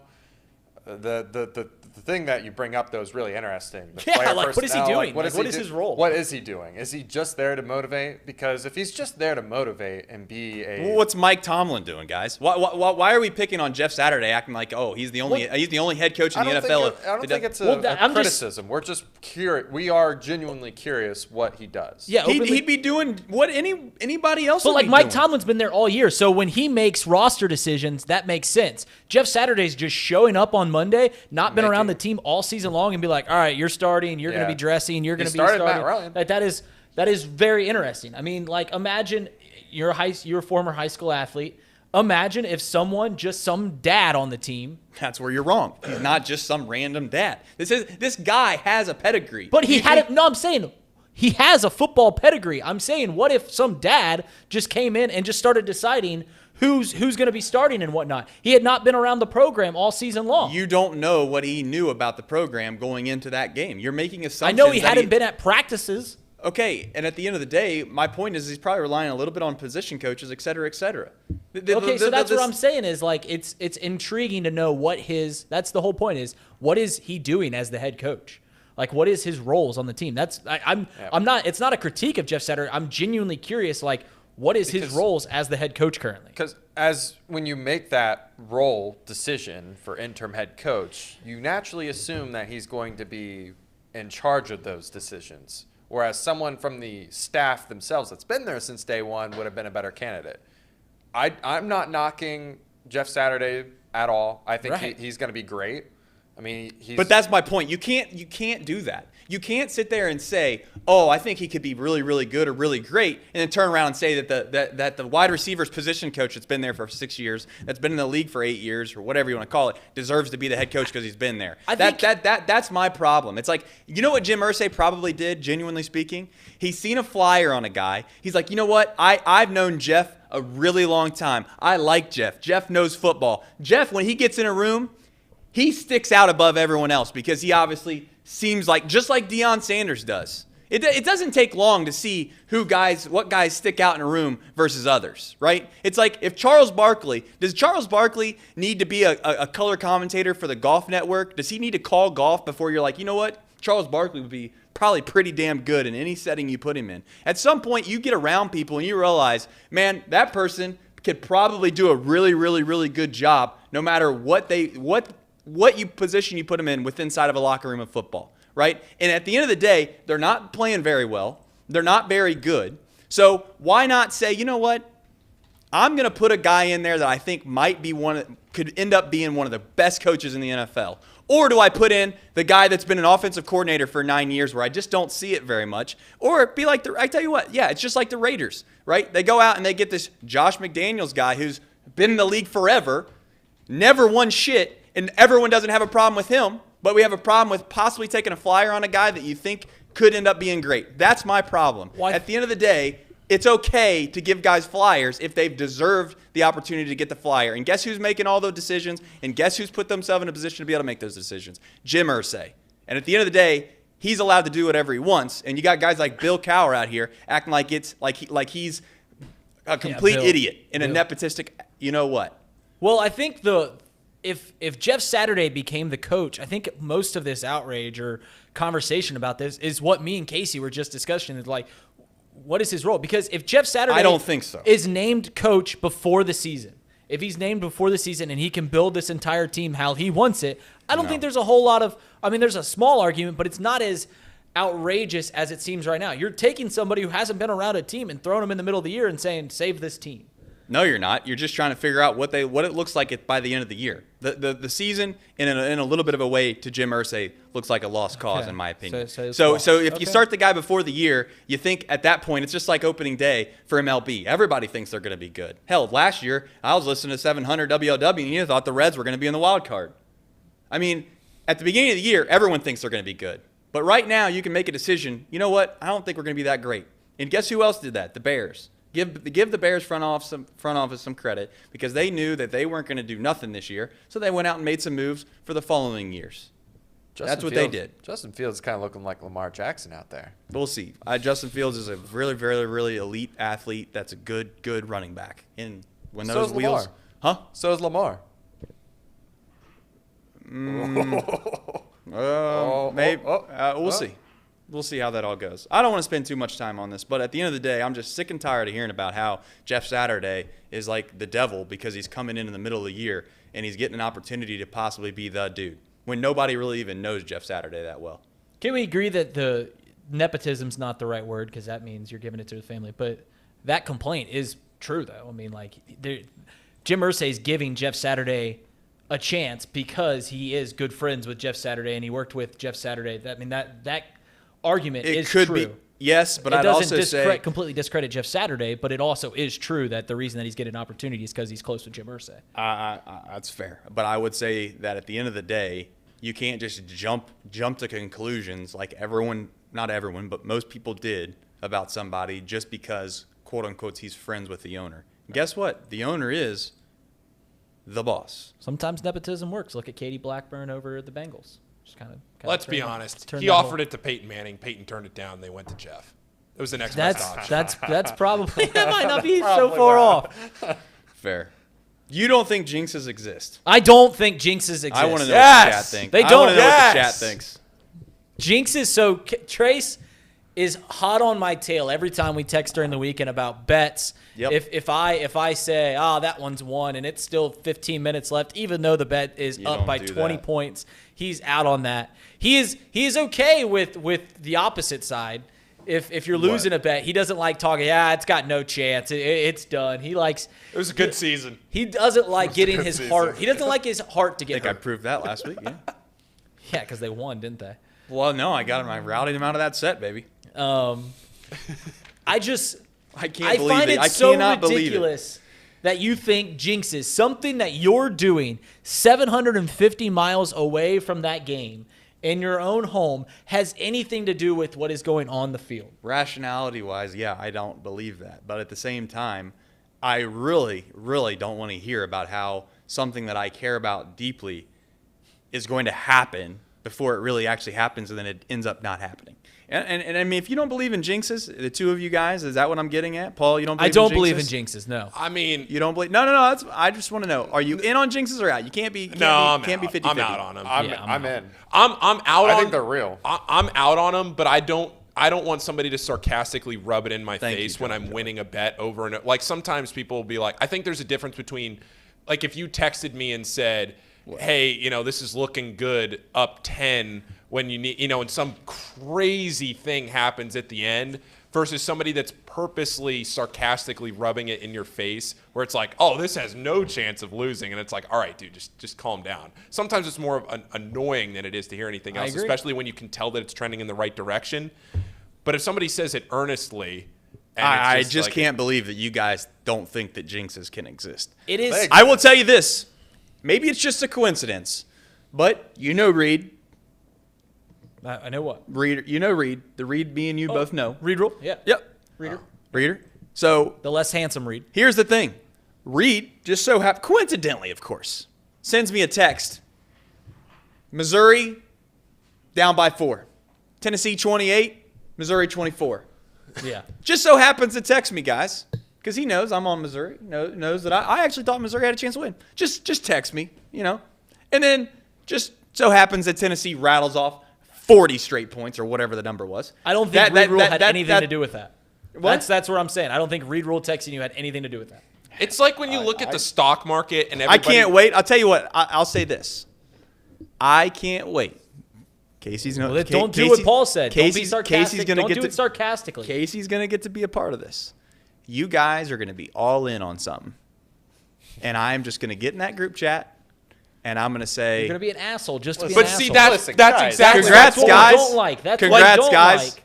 That's what we don't like. But the difference is me when I was not watching that Georgia and Tennessee game, not watching it and just seeing the score on my phone and going, oh, that looks pretty good. And is it just coincidence that when you sent that, Georgia doesn't score again for the rest of the game? But they were fine. They covered. Yeah, they were fine. So we okay. didn't jinx anything. Yeah. I didn't jinx a thing. It was just 28-3, and the next thing you know, it was dicey. It's a just dicey added game. The excitement. Listen. Once again, Paul had nothing to do with that. All right. Listen, Fine. Trace is a great example of why jinx exist. The dude literally bet on the Browns, told us that the Browns were going to win. We're over here like, oh, no, there's no way. I love these. Trace There's no had way. nothing to do with that. God, Casey is just in a blender Listen, right now. Casey. Listen, there's We're going to agree to something. disagree and move on to the next topic because I can't believe that you don't believe that there's something to the fact that you can get overconfident and then boom, karma hits you right in the tail. Well, if you believe in jinxes, you are taking way too much claim in your own life to think that you have something to do with a football game that you are not on the field for, have no coaching for, have nothing to do with other than watching it on a TV in your house. Right. It is a then ridiculous don't go to the thing. don't go to the Avenue and watch. I go to Bengals the games. Avenue for my happiness because I have so much fun at the Gotcha. Avenue. All right. And actually, I do it for the people that go to the Avenue because they Fair. have fun there because I'm there. Don't go to the Avenue and watch the Steelers. I didn't watch the Bengals at the Avenue when they beat the Panthers. Ooh, Panthers. I didn't. I said I was going to all week. Panthers. Didn't. Hey, that's like an Ohio State fan not watching their game in their lucky sweatshirt when they played Indiana. Just saying. We'll see how it goes. Jinxes don't happen. Honestly, what usually I'm happens, over the topic. What usually happens with a jinx is somebody sends a text at the highest point, and point then all of a asking it sudden for, things right. just go backwards. It's like a stock. I kind of like that comparison, but I still think superstition is a fun and fair thing for a fan. Okay, I can get behind that. Superstitions are fine as a fan. I can get behind that. I can get behind that. And I'm not going to say that I'm not superstitious sometimes. I just don't believe that anything I do for a Bengals Super Bowl that happens in LA has any effect on, like, that's just. Think of it happen. logically, right? Me and Yeah. Paul are very practical people here, and we're thinking of it logically. Well, like deep down, I know nothing happens or So then nothing why do you that worry I about do, it? but it's just fun as a fan All to right. have a That's superstition. fair. It's fun to be You want to take claim in the game a little bit. That's fair. You don't want to just watch it. You want to be like, I'm helping the team by not wearing this jersey. Correct. Yeah. Okay. It's just fun. Doing your part. Doing my part. Appreciate it. All right, guys. Is TCU for real? Like, let's break this down honestly, because it seems like there's a big, deity over there in Nevada that is out on TCU. But TCU looked really freaking good on Saturday. They held Texas to 28 rushing yards, under 200 total yards, and still are 88th in the country. I get all my takes, most of my takes and most of my From that Nevada hardcore deity? stances come from Nevada. It is very much a Vegas-driven thing, and the fact that Vegas is so far out on TCU, I've never seen anything like it. That I have to. You live by it, you die by it. And I'm gonna live by the fact that most of the time, having this theory makes me money, does well for me in my gambling takes. Not only my takes, but just my overall outlook on sport. And TCU is not for real because, one, they were obviously a 7-point underdog against Texas. And to be fair to TCU, they won that game. Mm-hmm. But the fact that they are only 3-point favorites against a Baylor team. Do you think Vegas is doing what you're doing? They've lost a couple times. They're like, all right, we need to throw out an outlandish line out there. We've got to put it all on black here. I think that Vegas is going to make a lot of money this weekend, and it's going to be at the hands of TCU getting railed by Baylor. I mean, TCU, I bet Baylor this weekend. They were 2.5-point favorites against K-State. So And I was they a week just- early, is what you're saying, Trace. I was a week early with Texas. Don't listen. Because what you're saying here is Yes. what I try to do with Texas. I know, but for some reason, people were on Texas, Paul. For some reason, they were. I don't know why, but if you looked at the analytics and the numbers from last week, Paul, people were still on Texas. People were still on Texas. There was this allure of Texas that for some reason a night game in Austin was going to do it. But I'm going to tell you, Paul. It was too obvious. Yeah. Don't give up. Okay, you ever seen the picture, Paul, of the guy digging next to the other guy digging? Oh, And yeah. There's diamonds at the end. Everyone's seen this meme, right? Keep gambling. Yeah. Don't be the guy at the top turning around. You got to keep digging, Paul. Do not give up on the fact. Now I know you're wearing a TCU hoodie, which kind of makes this a little weird, but Baylor is going to rip TCU to shreds. Do you think that Don't ask me how. I don't know. Do you think the Vegas trap that they put out for the Texas TCU game was just too obvious? Do you think like the 7 point, and that's why people were betting Texas, like, these bettors come out and be like, Vegas is going to give us a wooden horse? This certainly isn't going to come back to bite, and it just didn't work. It was too obvious of a trap. Can we just agree that it's more likely that they'll lose in the championship, and that's how they'll get knocked out? I don't think so. No. You don't This think is so? the week for me. You think it's this week? Yep. This is the week. How confident are you in it? This is one of those ones where you dig yourself out of a hole from losing a couple gambling. If you lost $900 last week because you gambled, Just win it all back on the Put it 12 all. o'clock kickoff Put it against all. Baylor. Put it all on it. Put it all on it. This is when you walk into the casino, which is not very good advice right here. I'm not. This is bad Yeah, advice. do it. Sling it. When you walk into the casino You see and you that look up at the roulette roulette wheel and you seen the last, we'll call it 30 spins is on black. Just sit there a bit. Just sit there and just go red a few more times. You know what I'm saying? There's no way it hits black 50 times in a row. There's no way. And let me tell you something. Got to have a big bankroll. Midnight has struck for the TCU Horned Frogs. I hate to say it. Are you staking your flag for the Baylor Bears? There's no doubt. The Baylor Bears, it might win by 3 this touchdowns. We'll clip this. We'll clip it out. We'll clip it out. You're saying three touchdowns? I really think that it's going to be ugly.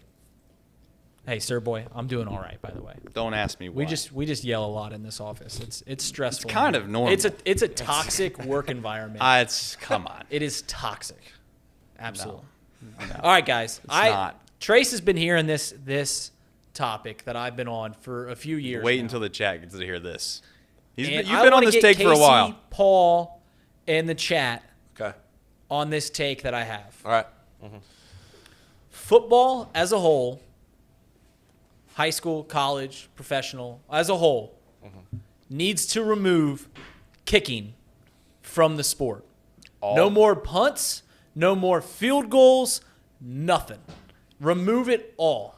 It is so different from the rest of the sport, it doesn't make any sense. This is a physical, brutal game. The world's best athletes.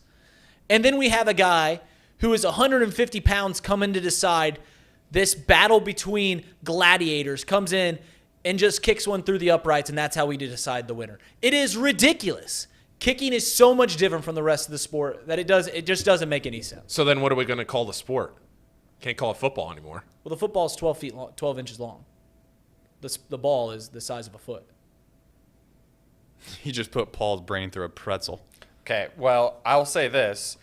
Trace would certainly be much more happier because there won't be a bunch of analytics telling the people to go for it on 4th down. They're just going to have to. Well, that's where it's crazy is you can't punt. Like you've got to move the ball downfield. You get 4 tries to get a first down. You keep moving it down. So Paul's looking up the accuracy. There's no way that's real. I mean, there's no way that's why it is. There's no way. I don't know if I would be totally against it. This take, if you got rid of no kickoffs, field goals. Yeah, I mean, no kickoff. So then what do they do? Just start at 25. Start at the 25. That's what they do. Like what seems to be 90% of the time anyway. Stop returning the damn kickoffs. God, that's a whole different point. Driving me nuts. I will say this. I think the game would be it would be chaotic at first, but the adjustment period, like I think eventually teams would eventually start getting back to different molds. Like they wouldn't be so pass happy. They'd be really focused on trying to run the ball. Well, you get 4 downs, right, every time. So it would change the league probably for the worse, honestly. For the worse? Yeah, because we would go back. We'd be going backwards. We'd be going back to the 80s and the 90s. I say you could get rid of the kick part of it, but why not just say you can advance it 40? Yeah, just say 40 like, all right, yards. we punt here. We don't not punt. We're gonna defer our 4th down opportunity 40 yards down the field. Put the ball on the 40-yard line. Let's play. Yeah. Or put the ball 40 yards the opposite direction. 40? 40 yards. 40. What do you think? What's the average punt? Probably 45 or something like that. I was gonna say like 45, 50. Okay, Yeah. well, I mean, 40 yards works. I think that you want to disincentivize. Is that the right word I'm looking for? Disincentivize. What term is that? I should probably know that. But anyway, what is it? Disincentivize. Yeah, I think you disincentivize the idea of wanting to move the ball. So you want to make it less. I mean, you don't want to make it like a 55 or 60 yards because then you're going to automatically do that almost every time.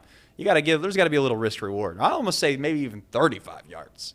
Yeah. Now we're really talking. If you make it, the shorter you make it, the more scoring that will happen, which in turn makes the game a little more exciting. You talked me down to 30 yards. Yeah, if you make it 35, 40 yards, makes it to where you're still like just not giving it up on your own 20, but you've got to move the ball downfield. I'm just sick and tired of Aaron Donald and TJ Watt and all these just gargantuan human beings, this game that they've been playing for 60 minutes comes and gets decided by a guy who's never played a skill position out on the field, has never played the offensive line, never hit a guy hard in his life. He's deciding who wins this game. Jolly brings up the fact. He said this would take out some of the best drama in the games. I would say, to be fair to your point, I'm not saying that I'm on your point, I would say that it would lend itself to a different kind of drama. Yeah, you're used to this guy. You're used to this little, as you've called him, peep squeaks coming out there with their little goggles on. Who was the Georgia kicker? Rodrigo Blankenship coming out there with 120 pounds with some rec specs on, deciding whether or not the game that was played by grown men, that you said, whether or not they win or lose. I am kind of with that take. It is kind of ridiculous, but I do think that there could be some drama if you take kicking out of the game in different aspects of it. The fourth downs? There'd be a lot more fourth downs. There'd be a lot more, what I would say, decisions on whether you move the ball 30 yards down the field or 35 yards down the field, or whether you decide you're gonna go for it. I'm not against it. Right. I think if can we get this in like the Canadian League? What's the NFL's the XFL? XFL. Yeah, hell yeah, baby. The European League. Then they used to have the Berlin Fire or Berlin Thunder or something like that. They used to have a minor leagues. Yeah, do it in the XFL. They probably should do that in the XFL anyways. I agree.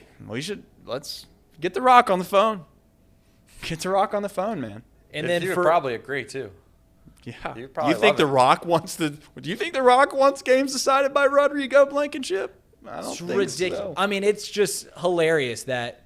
I mean, who's the biggest guy that you can think of in the NFL? I mean, chat. We need a topic, by the way. Yeah, we do need. He said hate on Blankenship. I'm not. I mean, we already did that. So it's just so funny, and everyone that is against this topic is just blinded of what the sport would look like afterwards. They just couldn't imagine not punting, not kicking, and all this stuff. That's the only reason. Guys, I got some snacks for us best wings in Cincinnati. Everett. This is tough. You know where I'm going to go? I actually want to hear, because unfortunately I don't know if my wing connoisseurship or whatever you want to call it has really expanded the horizons of what Cincinnati wings could be. So obviously you got the BW scams of the world, right? Yeah. You got Wings and Rings, which is another chain, although headquartered in Cincinnati. I need the chat to fill up my the timeline of all of the different Wow, Mike's snacks of the day. Snacks of the day. What is this? Gotta get us the snacks of the day. What other options are there? We got Wings on Brookwood, which is a Hamilton staple. I'm not kidding you guys. Roosters. I'm not just saying this. I mean, if it feels like I hate Roosters, by the way. I mean, I'm going to give an answer that nobody will give any credibility I'm serious. to. But this Sunday, 4:25, the Bengals play against the Pittsburgh Steelers. Yes. Come to the Avenue and order their wings. They are the best wings I've ever had in my life, bar none. I mean, they're expensive. I ain't gonna lie to you. The wing market is crazy right now. I wish we could have invested in gas and the wings. Right. Chicken wings. People keep paying them. By the way, the snack of the day, little breadsticks and cheese, guys. Did you like me asking Tom about Dogecoin? I was not watching. Did you catch that? Yeah. No. I asked him how much Doge he invested in. What'd he say? How much do you think he invested in? Does he even know what Dogecoin is? Yeah, no. He didn't. Well, that's good. Eli's Barbecue has great wings. Eli's Bar and Grill, home of the Win the Day Sports Show, hosted by Paul Frischner, and they've got good wings. Where are your guys' favorite wings? I mean, if you've been following me on Twitter for the last 3 months, you know I've been going around and trying some different wings around the city. But I'll tell you what, they still haven't been beaten. Homegrown. Dana Gardens. Dana Gardens. And you know, I had want to be taken as a serious UC I had somebody guy. come up to me over the weekend. Or no, who was it? It was somebody here in Hamilton. Yeah, it was right over there. It was in the production shop at Headlines. Yeah. I forget who it was last week. He saw I was wearing a Dana's hoodie last week, and he goes, "Man, Dana's best wings in Cincinnati." No way. Whoa. And I go, "No my way. guy, I can't. I'm not even making it up." This sounds like happened last week. This sounds like an inside job. This sounds like a Jim Irsay move. Just saying. You want to be taken seriously as a UC Yeah. basketball reporter when you're just sitting here Pub in spitting Dana off Gardens about the best right. wings in Cincinnati. The Oak has good ones. MLT's very good. MLT's very good. Where's Knockback Nats at? Yeah, where's that at? I've heard that suggested a lot. Somebody. Casey, you got a suggestion for the best wings? You know, I don't have. This sounds like a pleading the fifth moment. I don't have great suggestions. I just have a lot of places that I like going for wings, like Wild Mike's down in Delhi. good. There's, I think it's the Fishbone. Right across from Skyline. All right. And that's also in Delhi. Quaker Steak. I forgot about Quaker Steak. I haven't been to Quaker Steak Quaker in so Steak. long. Dude, Quaker Steak used to have unlimited wings. Yep. Back when I went to school. You want to talk about absolutely killing your body? Oh, Me and my buddies would go there and just literally destroy our human body. So many wings. Eat as many as you possibly could, and then you leave, and you really honestly felt like you were going to die. 10 wings to start with, and you got 4, and you just got to try all And the the thing that's crazy is, like, your human, like, the psychology behind that just makes you think that you have to do that because you're not getting your money's worth if you don't. They would tell you, we would ask the waiter, like, at what point are we making it to where you're losing money? And they'd give us some random. I guess the waiter knew that. It's like, 18 wings is where we're losing our money. Because I think it was $16. Yeah. $16 for all you can eat wings. In today's economy, can you imagine? That's why they stopped doing the promotion. Huh. $5 footlong still, I think, is the greatest marketing. Better than the 5 for 5? 4 for 4, I mean? I really do. Back in the day, $5 footlongs were just smacking. I feel like most people went to Subway when they never had gone there before.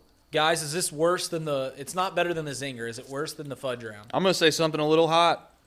These things, I know I ate them all. Scams? These aren't very good. No, they're bad. No. They're just, there's not a lot. They're not good. Not a whole lot there. Not a lot. And I hate Roosters. I'll tell you, Everett, in a minute. To finish my thought on those, there's something about the cheese. Oh, fake cheese. That's I don't like obviously fake cheese. clearly fake. And I understand why. But is there anything worse when you go to a ball game and you get nacho cheese, and they got like one of two things happens. I'm not sure. I haven't been in the game long enough to know, or I haven't been behind the scenes enough to know. But either the cheese is either a different style of cheese or off, like it's not the traditional nacho cheese, and it tastes like that. It's like it's like clearly fake. And then you go and get some nacho cheese, and it's like, okay, this smacks. The fake cheese, there must be one provider in the fake cheese market, because whether you get Kraft's mac and cheese or they just put that little sanding stuff with water and you mix it around, it all tastes the exact same. Well, Velveeta's a little different. But Velveeta gives you actual cheese a little bit, like, right? Yeah. Well, I guess it's more like that. It's not like the I'm still stuck on the football. What, a foot long? Foot long. Did you not figure out how long it is? The answer my Everett's time. question really fast. I don't like Roosters because I feel like it has more of like there's like this weird greasy, like it just seems like the fryer that they use just has some like stuff in there that just You're not alone. It's got a little bit of a weird taste to it to me. Like you like Frickers? It's the same place. I gotta be honest. I'm gonna hold judgment just based off the fact that if there's some shows that go to Frickers from Chatterbox Sports, I don't know if I want to say what I gotta say. But all right, well, I'm gonna say that I'm gonna plead the fifth on Frickers. I'm gonna plead the fifth. It's right there with Roosters. As a proud Hamiltonian, I hate wings on Brookwood. Hate it. Sorry. You got to get their tenders, but Terrible. that's here nor there. Terrible. Before we jump to the wheel of lunch. So is a football a foot long? It can't be. Do we know? I don't. I didn't get very far. I figured Reed was just messing with me. Tough. You know where the first ever NFL football game was played? Where? I do. Yeah. Triangle Park. In Dayton, Ohio. You know why? Can you play a baseball game there? That was Sinclair's home field my freshman year. Oh, baby. That's where we played Chaminade Julienne. Freshman. I remember walking to Triangle Park's field. And for those that don't know, Triangle Park's field. Not good. Not good. Not good at all. This was the first ever NFL game. And there was a plaque there, historic plaque. Just walking to practice one day, started reading it. First national football game National Football League game. Yep. I'm like, wow. You talk about a rise. Mm-hmm. You talk about a rise. It was between Canton and Dayton. Incredible. And now the Hall of Fame's in Canton, and all NFL footballers are made in Ada, Ohio. So we just got all the football right. Isn't it amazing how the National Football League started in Ohio, has all these things in Ohio, and the two teams in Ohio have been just absolutely abysmal. You kidding me? The Cleveland Browns franchise has won, 2 Super Bowls since they moved to Baltimore. Good point. If you ever want to get a Browns fan mad, just talk about when they want to bring up like Jim Brown and all this historic stuff. Like, that's not your guys' franchise. That's the Baltimore What's Ravens. a success look like for Jeff Saturday? I want to set the bar here. What does success look like? 2 more wins. How many? 2. 2? 2 more wins. Can I get a little bit of input from the chat maybe on this? Because I think you get this, and Reed and I were going to talk about this, where you get this new coaching bounce. And I just think that a lot of times you see these new coaches come in, you bet on the new coach, it hits, and then things just come tumbling down real quick. So if you can avoid that, pick up 2 more the rest of the way. They did play the Raiders, which are that's not what I'm saying. Why are the Raiders so bad? Like, they squeaked by a team that is really bad. God, why are they so bad? They were good last year. Made the playoffs. I mean, they've got a good quarterback. He's good. Yeah. He's a good quarterback. They're terrible. Yeah. What about Carr's like post game deal? I didn't see it. Yeah, he was in tears. He was breaking down. Like, you didn't see it? Oh no, I didn't. I mean, I could try to pull it up. He looks like he's always kind of crying. Dig it up. I'll dig it up. He's always kind of crying. No, this one was like. This was real deal. This was like you've been holding something back for a couple weeks, and you got to the podium, and for whatever reason, those emotions that you've been holding back for weeks started rushing to the brain, and he just couldn't. I mean, Casey's going to have it up here in a minute, but he just couldn't possibly hold it back anymore. And it almost seemed like it was an indictment more or less on the support around them. Would anyone else agree with that? I mean, it seemed like he was more upset not at the players, but obviously the staff. Yeah, the staff for sure. It seemed like the staff. I'm not sure. Go ahead and problem is he's not going to be able to hear it, right? No, he's not going to be able to hear it. You want to Reader, run it. Reed, jump up there and listen to this. Yeah. Go. I love Josh. I love the car. I love our coaches. They've had nothing but success, way more success than I've ever had, and I'm sorry.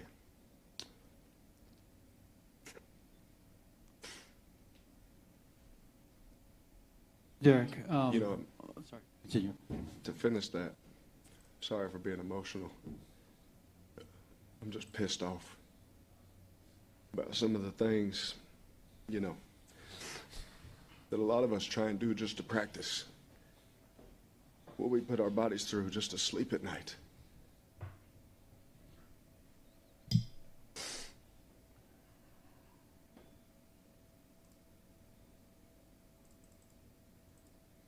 And for that to be the result of all that effort pisses me off.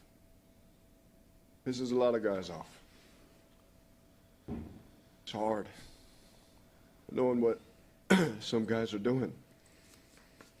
Like I said, just to practice what they're putting in their body just to sleep at night.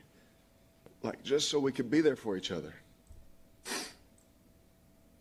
And I wish everybody in that room felt the same way about this place. And as a leader, that pisses me off, if I'm being honest.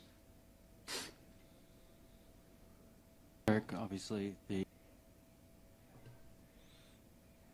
Yeah. My mic on over here? Yeah, it's on. That was...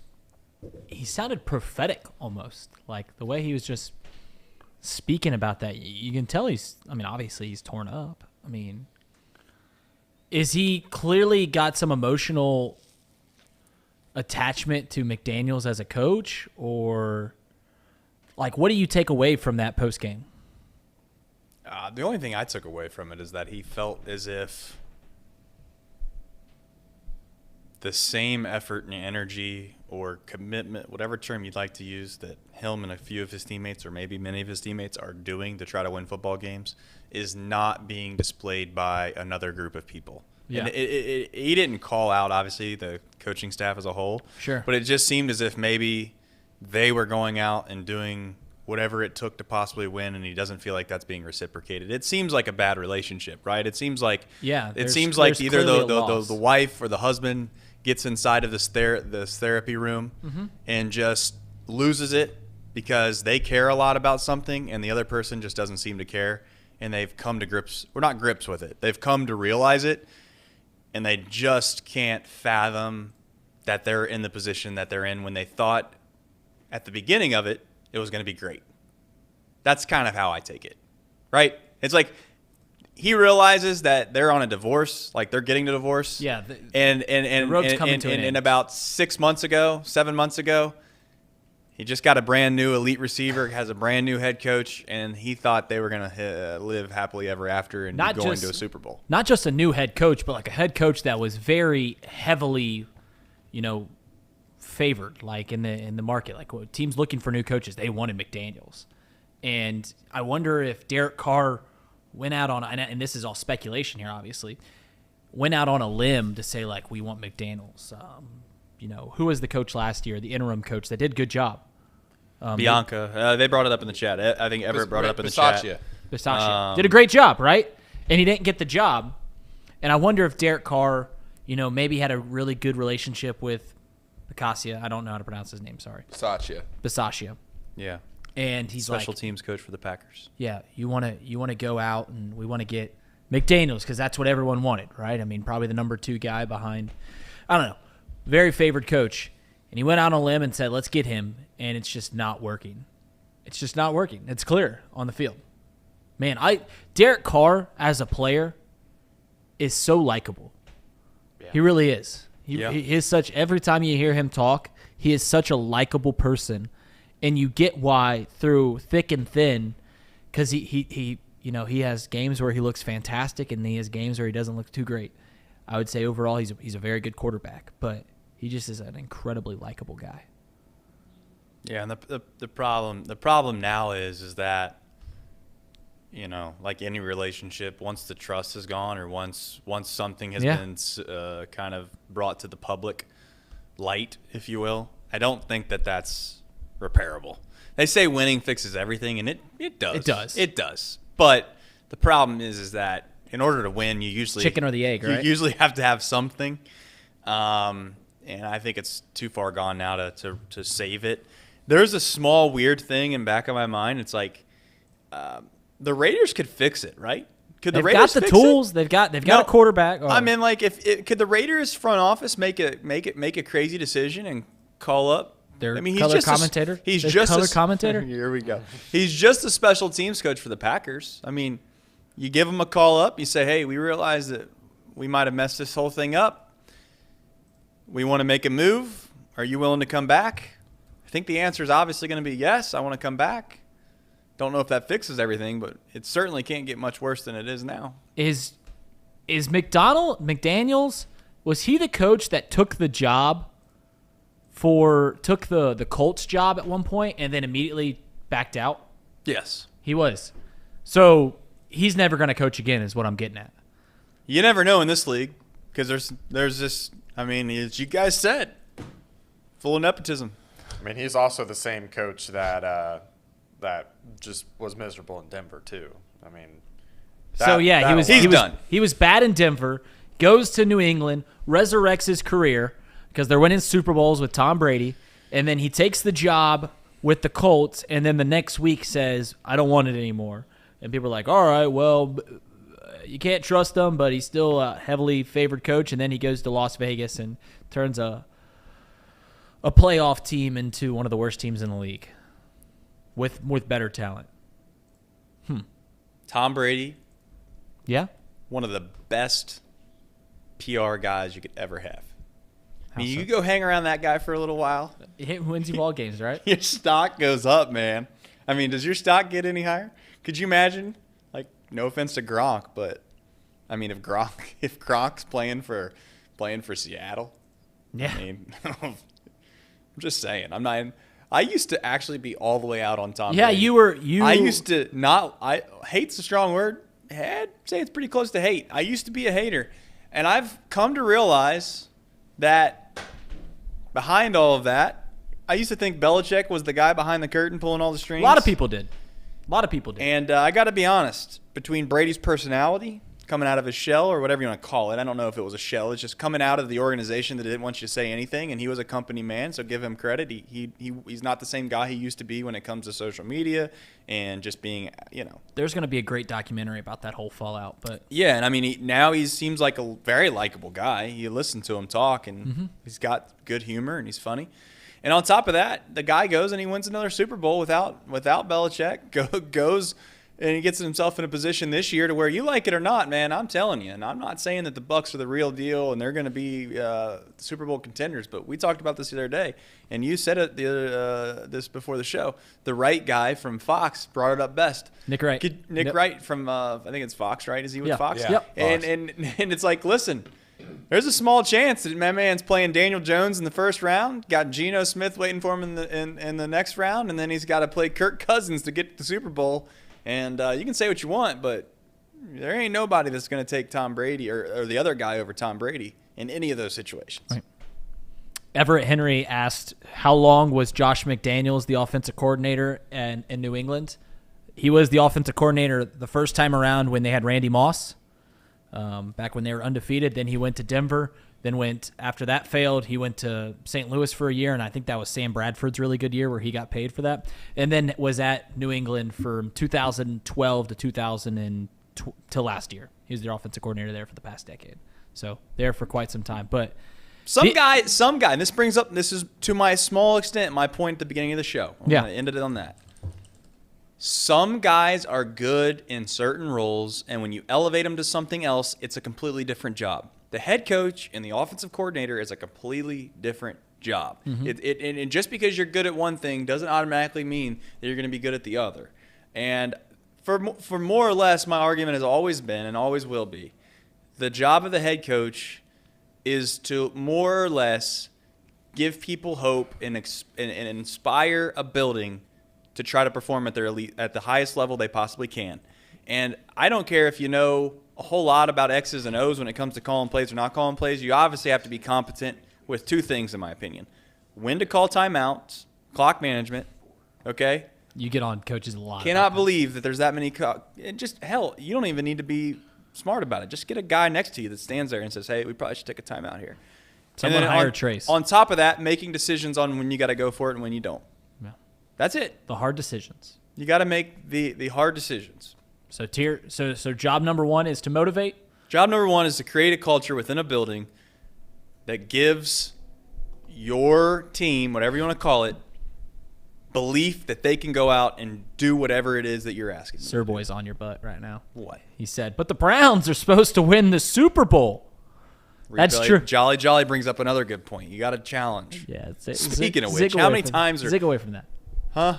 The Browns, your $600 that you just threw away. Listen, guys. Threw away. Here's what I'll say about the Browns. Yesterday was a damaging day. It was bad. And when you make a bet like I did, you become a part of a nation. I'm part of Browns Nation. I'll be in it, thick or thin. Doesn't matter. Are the Packers back? I'd like to think they are, but they're back, not. Baby. I don't think they are. Packers back. But here's what I'll say about the Browns. I try not to overreact. Try not to get too high. Try not to get too low. The Browns have a shot, fortunately for them, this week to make it all back. They got a shot. I'm not saying they're going to win, but they got a shot. If you told me before the game started yesterday that you'd go 1-1 in the next 2 weeks, 100% take it. Who they got this week? The Bills. So you lose to the Dolphins, who you argue, hey, we should have won that game. But then you lose to the Bills, everything's normal. You got to beat the Bills. You beat the Bills this week. I'm not out on the Browns, guys. I will be if they lose against the Bills. Yeah, that playoff picture in the AFC is looking tough. Looking real tough. I mean, you got to win 10 games, right? The Bengals? Any team that wants to make the postseason. Oh, yeah. Is it 10? Yeah. I think it's 10. Yeah. I was doing the math on it last night. I think it's 10. It's 10? I spent 10. So I went down the Browns a little have rabbit hole last night. No more. They at 7 losses? Are we sure it's not 9? Are we sure we can't get 9 in there? Well, the Bengals are not even the next team to make the postseason. They are 2 spots out at 5-4 right now. Well, all I got to say is that there's got to be a little bit of a – I mean, the Bengals – The playoff picture right now. Bengals lose, Browns win. They're 1 game behind the Bengals.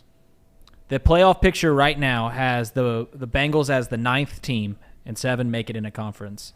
They are 5-4. The Chargers, who are 5-4, are the 8th. Patriots are the 7th. They're also 5-4. And then there's 4 teams that are 6-3 and 2 teams that have 7 wins. So, yeah. I'm going to hold out hope just because I have to. Well, the AFC that 9 East, wins can get you in. The AFC East is going to cannibalize itself because there's currently 3 teams that they have to play each other. Right. The Jets, the Bills, and the Patriots all have 6 to 5 wins. I think Casey said something low key today that everybody wants to scoff at. That's kind of smart. Sling it. The Jets, they're going to fall off a cliff. Yeah. I mean, you want to talk about just a free fall. They might as well just pull out the old Tom Petty soundtrack now, man. Listen, the number one way to, predict success in the NFL is if you have a guy at quarterback. That's the number one way to predict success in the NFL. And I don't care if they're 6-3, not a believer in Zach Wilson. He's terrible. Right. And I said the same thing over for the Seahawks in the NFC side. They're 6-3 with Geno Smith. He's playing well, but I actually want you. When you watch Geno Smith, though, he does look the part at times. Yeah. Like he looks okay. He's made some throws this year. Yeah, I mean he can be that guy. But I'm telling you, you watch Zach Wilson for more than 2 quarters of a football game, and you're like, what in the hell are we doing out here? I mean, at what point do you be like, you know what, Joe Flacco might be not a bad option if we got a chance to win this division? And I said that early on. I was like, isn't there at least a conversation that has to happen for a quarterback controversy? And everyone was like, no, you got to start Zach Wilson. I don't think they saw him play last year. He was bad. It was really bad. And the thing is about some quarterbacks, and this is where I will give all of everybody in this office some credit from time to time, the Justin Fields take. At some point, if you have a really, really bad roster and you're a bad team, sure, it's probably hard to be a quarterback on that team. Yeah. But I think it's been proven that Zach Wilson's playing for a pretty damn good team, man. It's not like it's one of those things where it's like, I don't know, man. He's just getting beat up after every time he snaps the ball. He's got 4 seconds to throw the ball, and that's it. Defense is putting him in positions where they have to be one-dimensional. It's not the case for him. At some point, I'm just telling you, if you start to lose a couple games here just because the quarterback play isn't what it needs to be, would you guys make the switch? I know you're trying to figure out your first-round talent if you need to get a different guy or if you need to stay with him. I think Zach Wilson just gives you something extra. I mean, I guess if you've got the whole roster, I mean, you put Joe Flacco in and just be like, all right, don't lose us the game. Zach Wilson can lose you games, but he also, I mean, he at least gives you a little bit of excitement. I'll say this: if the Browns beat the Bills this week, like you are crystal ball projecting, the Bills are out of the playoff picture if they lose this week. Isn't that crazy? What? Yeah, they'd fall out of the playoff picture. Oh, but I thought you meant they weren't going to make the playoffs. No, they fall out of the current playoff picture. They'd be 6-4. That was the spin zone I said after the Bills lost yesterday. I was like, hey, you want a spin zone on the Bengals season? Only a game behind the mighty Bills. The Super Bowl champion Bills. Yeah. Right. Remember all those days? You lose 2 games in a row. Oh, well. I'll tell you what. Oh, go ahead. The NFL. We're past our time. We are past our time. No, well, just before we get to the wheel of lunch, breaking news from Tom Brenneman just texted us. Ooh. Casey, give us breaking news. Breaking news. Go ahead. Dusty Baker confirmed big interview for Wednesday. Ooh, baby. Let me tell you guys something. I'm being serious. I don't know what we got to do. This is me pleading to not just this audience that we have, the chat, but Tom's show is so good. It's too good to not have more people watch this thing. Yeah. Or listen to it. It's doing okay. It's doing well. I'm not downplaying it. I'm fine. not trying to say it. And it's always going to be a climb, right? You don't start something and the next day, nothing's an overnight success. But let me tell you something. We should be doing some numbers here when we got a guy like Dusty Baker behind the mic. So you need to tell all your friends, tell your coworkers, tell anybody that'll listen to you that you need to tune in to Off the Bench. It's going to be awesome when Tom breaks the news that Dusty's back for another year in Houston on the show. And that's our pop. I thought that was already a thing. No? It's already a thing. Oh, he's back for another year? Well, he signed an extension 2-year deal. Yeah. I forgot. Actually, now that you remember that, I remember us talking about that. All right, what's on the wheel of lunch? All right. We got to get some names on there. Oh, man. Can we just put Gina's? Rib City. Damn, you keep Gina's. putting Rib City? I like Rib City. Rib City. Got to get the fried okra. What else have we not done in a little while? Taco Bell. God, no. We're not ruining Gina's and Rib City with Taco Bell, and that's coming from a... No lunch. Put no lunch up there. No, don't do that Don't to me. put no lunch. Don't do that to I me. think that no lunch should be an option. Lunch. It just has to be. The drama would be something. No lunch. Sorry. Respect the wheel. Is I Neil's like open? Everett. Just go to Gina's. So what was the other one? Everett? What is Hannah? Well, I have to. Is Neil's open? Oh. Neil's across the street? Yeah, put Alexander's on there. Yeah, that's fine. All ate up. I could do all 8 up. All right, that's enough. That's how it. many? That's How it. many? That's How many it. we That's got? it. That's it. Well, Alexander's all ate up. They're the same thing. It's Just give him a second. Let Casey. He'll figure it out. So we've got. It's gonna be a sad day when no lunch hits. Ah, son of a gun. I'll tell you what, guys. No lunch isn't gonna hit. No lunch. No lunch isn't gonna hit. Don't do the anti-jinx. No. I mean, this is pure. This is poetic for the end of a show. No lunch isn't gonna hit. Don't worry about it. Oh, it's gonna hit because jinxes exist. There we go. Was that easier than just? Well, so here's Casey. Just delete it and then start a new thing. No, you can't. So you Can't in hit vMix. enter You on here. can't. You have to go into the tab thing. Remember? Oh yeah, that's right. That's right.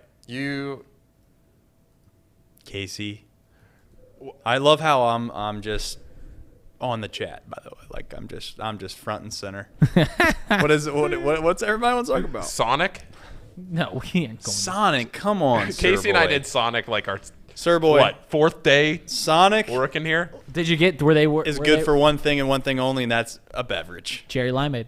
I mean, they make pretty good beverages, milkshakes, the whole 9 yards. Jocko's. I don't think Limeades. Paul and Casey are ready for Jocko's. Is High Street Cafe open? No, they got their. Very Berry Monday. It is very Monday. Put it on there. All right, I'm just gonna make a new one. Oh no!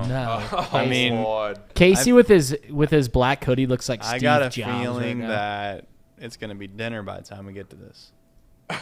Casey, what is going on here? Casey's Just spinning wheels on the relax, program everyone. feed. All No, right. in all seriousness, High Street Cafe. Let's make an analogy here to a professional team. It would be like if the New England Patriots just ceased operations. I don't know if seized operations. Let's say that's a beautiful example you just used, but it basically was the Patriots when they got rid of Tom Brady. This was High Street Cafe for non-Hamiltonians was the best place in Hamilton to get lunch, bar none. Some would Packed- argue the best restaurant in Hamilton. Packed every day for lunch. People from, business people that work here on High Street, they are packed every day. They did too much business. It was weighing heavy on the owner's heart, and they ceased Okay. operation. Alexander's all ate up, Rib City, Gina's, and no lunch. Is that it? No lunch. Man. Can we get my face off the screen? Put that wheel in there. There Here it we is. go. All right. Here we go. I hope it doesn't land on Hannah. Oh, there we go. All right, here we go. It is reverse. No chance it hits no lunch. Ah! Oh, see, Alexander's. No, that's fine. At what point do we start I just stressing had about deli. no lunch? You can't jinx it. There's no you just can't do it. It's up to the wheel. It's up to the wheel. I mean, yeah, exactly. How would our thoughts and No, It stop! It literally Stop! does it. How would our thoughts and our talk not hit no lunch? It Honestly, literally it doesn't. have It no. doesn't. It makes no difference if I sit here and I Correct. say. So why are you doing it as a shtick? I don't know. I don't. It has I mean, no bean. It's really weird. Oh baby. Oh, here we go. This is It's all really or nothing. weird. This is all or It's nothing. really, really weird. This is all or I nothing. just don't understand. All right, here we go. It's got to land on it. It's got to land. This is big, guys. Oh god. Oh god. Ah! We're not eating lunch. Hold on. Oh man, we don't get to eat. It's always the opposit. What a Don't shame. get to eat. What a shame. I mean, it just has no effect on the world. You guys had like what was the percentage chance you had, boys? 20% chance. Man, a damn shame. And Trace is right again. I'm tired of being right. About what? Well, about you a lot of you things could have in this affected office. the way What did that you Take just- care, what did- everybody. Wait. Jinxes exist. We just proved it. See ya. I guess that's the. At United Dairy Farmers, we've perfected freshness in our family bakery, where we use only the finest ingredients, like thick, high-quality glazes on our signature donuts, before delivering them fresh from bakery to store every day. UDF, made for you. If your AC or furnace is struggling, turn to the experts at Bartell's Heating and Cooling. Their certified technicians get the job done right the first time, and if you need a new unit, Bartell's will give you upfront pricing with no hidden fees. Plus, ask about Bartell's 0% interest financing for 60 months. Learn more at bartellsheatingandcooling.com.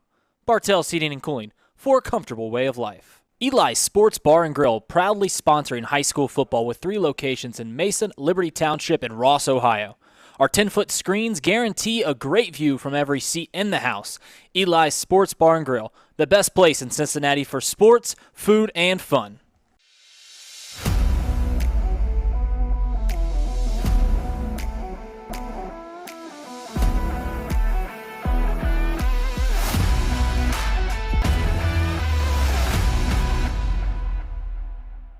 Where can you turn when you're in pain? Turn where more high school, college, and pro athletes turn. Where your neighbors and weekend warriors turn. Turn to Beacon Orthopedics and Sports Medicine and get superior care on your schedule. That's the Beacon difference. Check out our fresh arrivals at Jake Sweeney Used Cars. Over 250 used vehicles weekly. All makes, all models. From economy to luxury, Jake Sweeney, the original used car superstore.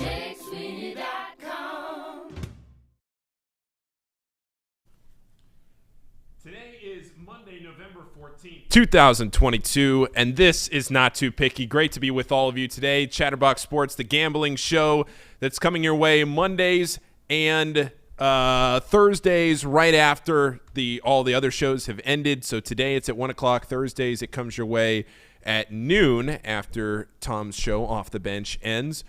Paul Fritchner, Reed Mouse, Casey McAllister here with you today. And we're going to get this show started with a couple of terrible beats. It's Monday Misery, and we don't even need the music because there's sound over the top of this that we're just going to put right into this to get this show started. And also, we have a 13-minute show today, so we have to be very quick. We have a lot of college basketball to talk about. We have Maction College Basketball, the Champions Classic is tomorrow night. We have that to talk about here, but I want to start off, spend the first couple of minutes talking about these beats. Let's bring up the Missouri and Lindenwood game first, Casey, if you have that. Let's bring that up and play that. Let's restart it, and here we go. This is Missouri and Lindenwood. Missouri with the basketball.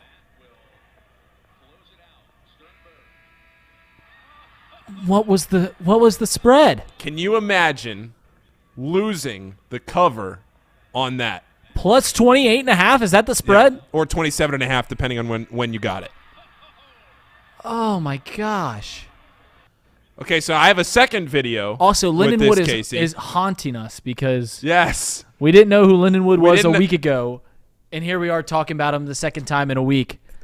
The reason why you know when you're screwed on a bet like this is when you go into the score app and you're looking at the teams that are playing, and you see that the other team just has a round basketball logo. They just have the generic ESPN logo. doesn't have the logo. You know some funky stuff's going down. All right. Let's take a look and see at this. This is now. I should say, I haven't listened to the sound of this, so I have no idea. Oh no! We could be canceled for whatever gets said in this video. I have no idea. I sent this to Casey after watching this on mute, but we're just gonna play it. All right, go ahead, Casey. We need it, boys. Come on. Nope. Come on. Nope. Drive. Nope. Oh. So that was Missouri to go up on the cover. Hold. No.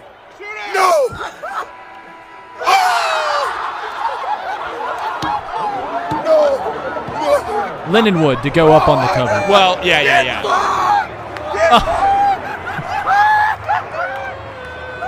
So that first basket was a Lindenwood basket, yes, to put Missouri in the cover.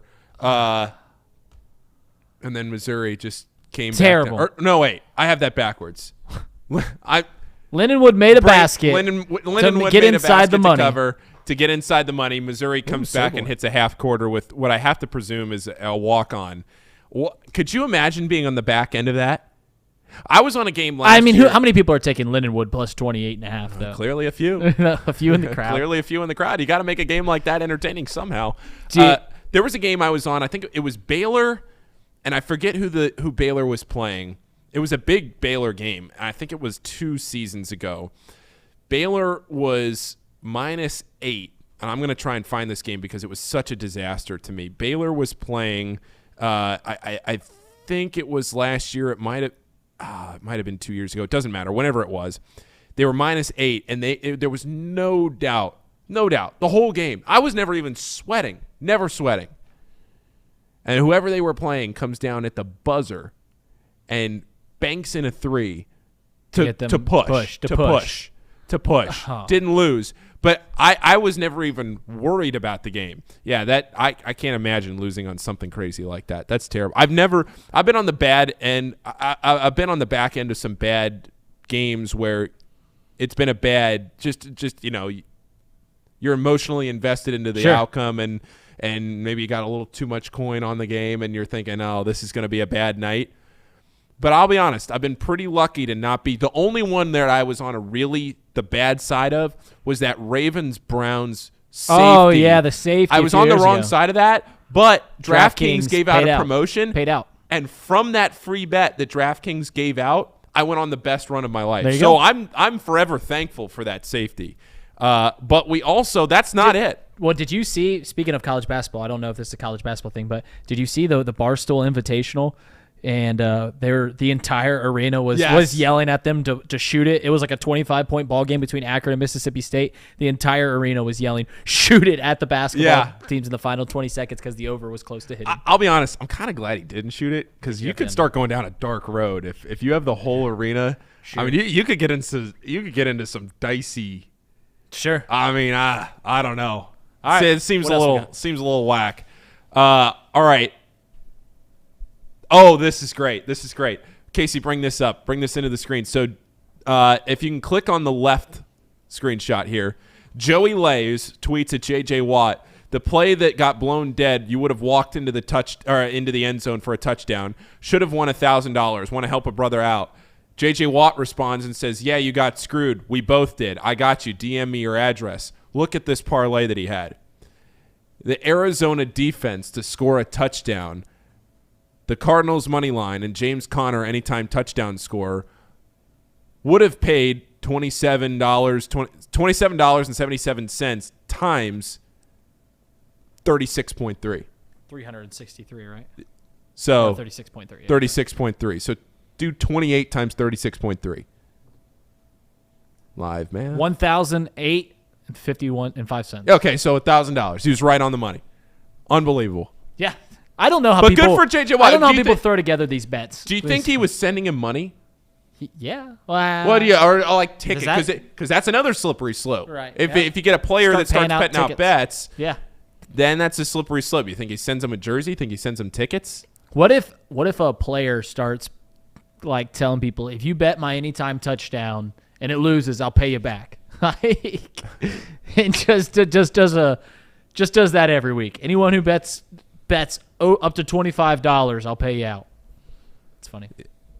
Yeah, you'd get in a slippery slope. You get in a very slippery slope. Okay, we have Monday Night Football tonight. We have the Champions Classic tomorrow. Monday Night Football tonight. The Eagles are minus 10.5. Are you taking the 10.5? I don't want to take either one of these. I don't like either side. I mean, it seemed 10.5 is a lot of points. Yep. I think the Eagles are well good enough to deserve 10.5, but 10.5 is just too many points in the NFL. So I'm zagging and I'm zigging. And I think I'm going to take the over and just root for some touchdowns. Okay, I like it. I was going to take the Commanders plus 10.5. I think that hook at 10.5, I like the Commanders there, even though I know it's on the road. Mm-hmm. Can we talk about the day that the city of Philadelphia had a couple of weeks ago where they lost the MLS Cup and the World Series on the same day, and all of the Philadelphia Magic just came crashing down in about a 6-hour span? Yeah, it'd be tough if the Eagles lose this one. Is that why you're betting it? I'd be lying if I didn't say it at least played into my thought process. One other bad beat here, and then we're going to have 5 minutes to rip through some picks. I saw this. This is the worst thing I've ever seen in gambling in my life, and I've seen a lot of bad things. $5 into $99,000. Click on the actual to get the correct score right of these two games, the Chiefs-Jaguars and the Titans-Broncos. The Chiefs missed an extra point and won 27-17. I don't know if this was true. I think the first reply underneath this was a guy said, "My boy was on this bet," and in this group chat showed that because the missed extra point happened in the second quarter. I believe it was the second or like the beginning of the third. Knew. And he said right there, "This is going to screw me of my bet," and he was right.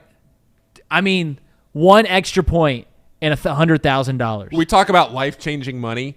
That's life-changing money. If toss $99,000 is most definitely life-changing money. Never have to work again. Throw it in Dogecoin. I cannot imagine having a $99,000 payout rest. Hey, you get rid of kickers. That's not a problem. Get rid of it. Reed gave a take earlier that you just get rid of kickers and it solves everybody's issues. Okay, so we have the Commanders tonight. I have them. It actually just moved up to 11. Just in the time that we were talking right there. It just moved up to 11, a half a point. College basketball. The Champions Classic tomorrow night. That's a big one. The lines are not out yet for that. But if you go by KenPom's almost always within a half a point. One thing, though, that I am looking at. This Friday. Oh, no. This is different. No. I'm not looking at that yet. We'll talk about that on Thursday's show. No. Tonight, Butler is playing Penn State in a Gavitt tip-off game, which is the reason that Xavier is playing Indiana on Friday night. Mm-hmm. On KenPom, which is a computer ranking, Butler is a 12-point underdog. But in Vegas, you just never see this. I don't know if I've ever seen this. They're a 5.5-point underdog. 7-point difference. Usually we can project out for lines like we can take a look at the Champions Classic. KenPom and Vegas are almost always. I've never seen it more than maybe a point off. They're always right on the money with each other. This is a 7-point difference, and my brain is in a pretzel trying to figure out how to handle this. At Butler as 5.5-point underdogs, I am very high on Butler this year. I think Butler plus 12.5 was going to be my absolute lock of the week tonight. I was going to do the Trace Fowler Browns against the Bengals, Butler against Penn State tonight. Then I go to the sports book and see that, oh, wait, they're thinking the same thing. It's a 7-point difference. I still like Butler to cover 5.5. It is at Penn State, though. Penn State has a good team this year, but I think Butler has a good team. They're undervalued early in the year. So you're telling me to take Butler? Yeah, what are you doing? Okay. I thought you were setting. You're telling me to take Butler. Yeah, I think so. All right. I think so. All right, we got 2 minutes left. I will say one thing about last Thursday. We bet. I told you to bet Notre Dame. I'm considering that a bad beat. They're up 21 points. That's true. 22 points at halftime. Casey's prop hit. Casey's prop. Why are we acting like that's surprising? Casey's prop always hits. Casey, you got a prop for us? Actually, I don't have a prop. You just got it. Well, you can have a bet. Do you have a bet for us? Casey's bet. I have just the weekly special. I really like Jalen Hurts for a rushing touchdown, Miles Sanders for a rushing touchdown. Okay. That is a boost. Plus 275. Yeah. Okay. Weekly special, little boost. Those are props. All right. Yeah, I guess they're props. Those are props. All right. I got a bone to pick too with DraftKings with 80 seconds left. You can go into DraftKings and you can bet so-and-so a race to so-and-so points. So you look at Villanova, you can say the first to 10 points in the game, and they might be minus 320, whatever. How does DraftKings not have the race to 69? Like, that's I don't know if you follow that enough to know that a percentage, like somebody turned the joke into an actual stat, and the amount of teams that it makes sense. It's 69. It's getting up there, like late in a ball game. Yeah. But it'd be like a race to 28 in the NFL. Yeah. Like it. Do you see that if the Broncos scored 18 points, they'd be 8-1 on the season? Yeah, they would. Speaking of, I put a bet in on a future, guys, and you guys are gonna hate me for this. We have 30 seconds. Put a bet in on the future. The Cincinnati Bengals to not make the postseason. No, did you do that? Even money, hedge in my heart. Oh, gosh, you're going to regret that. You're going to regret that. Hedge in my heart. You have just harmed me. And I'm not even saying superstition. I'm not even saying you're going to regret that because they're going to make the playoffs. I just think you're going to emotionally regret that. Hedge in my heart. 15 seconds. Any picks? Any picks for you? Oh, I'm taking the over tonight. Chat pick. I think we have first time touchdown A.J. Brown or Devontae Smith to score. Let's do the first touchdown score. A.J. and hit Brown big. plus 650. See you on Thursday, everybody.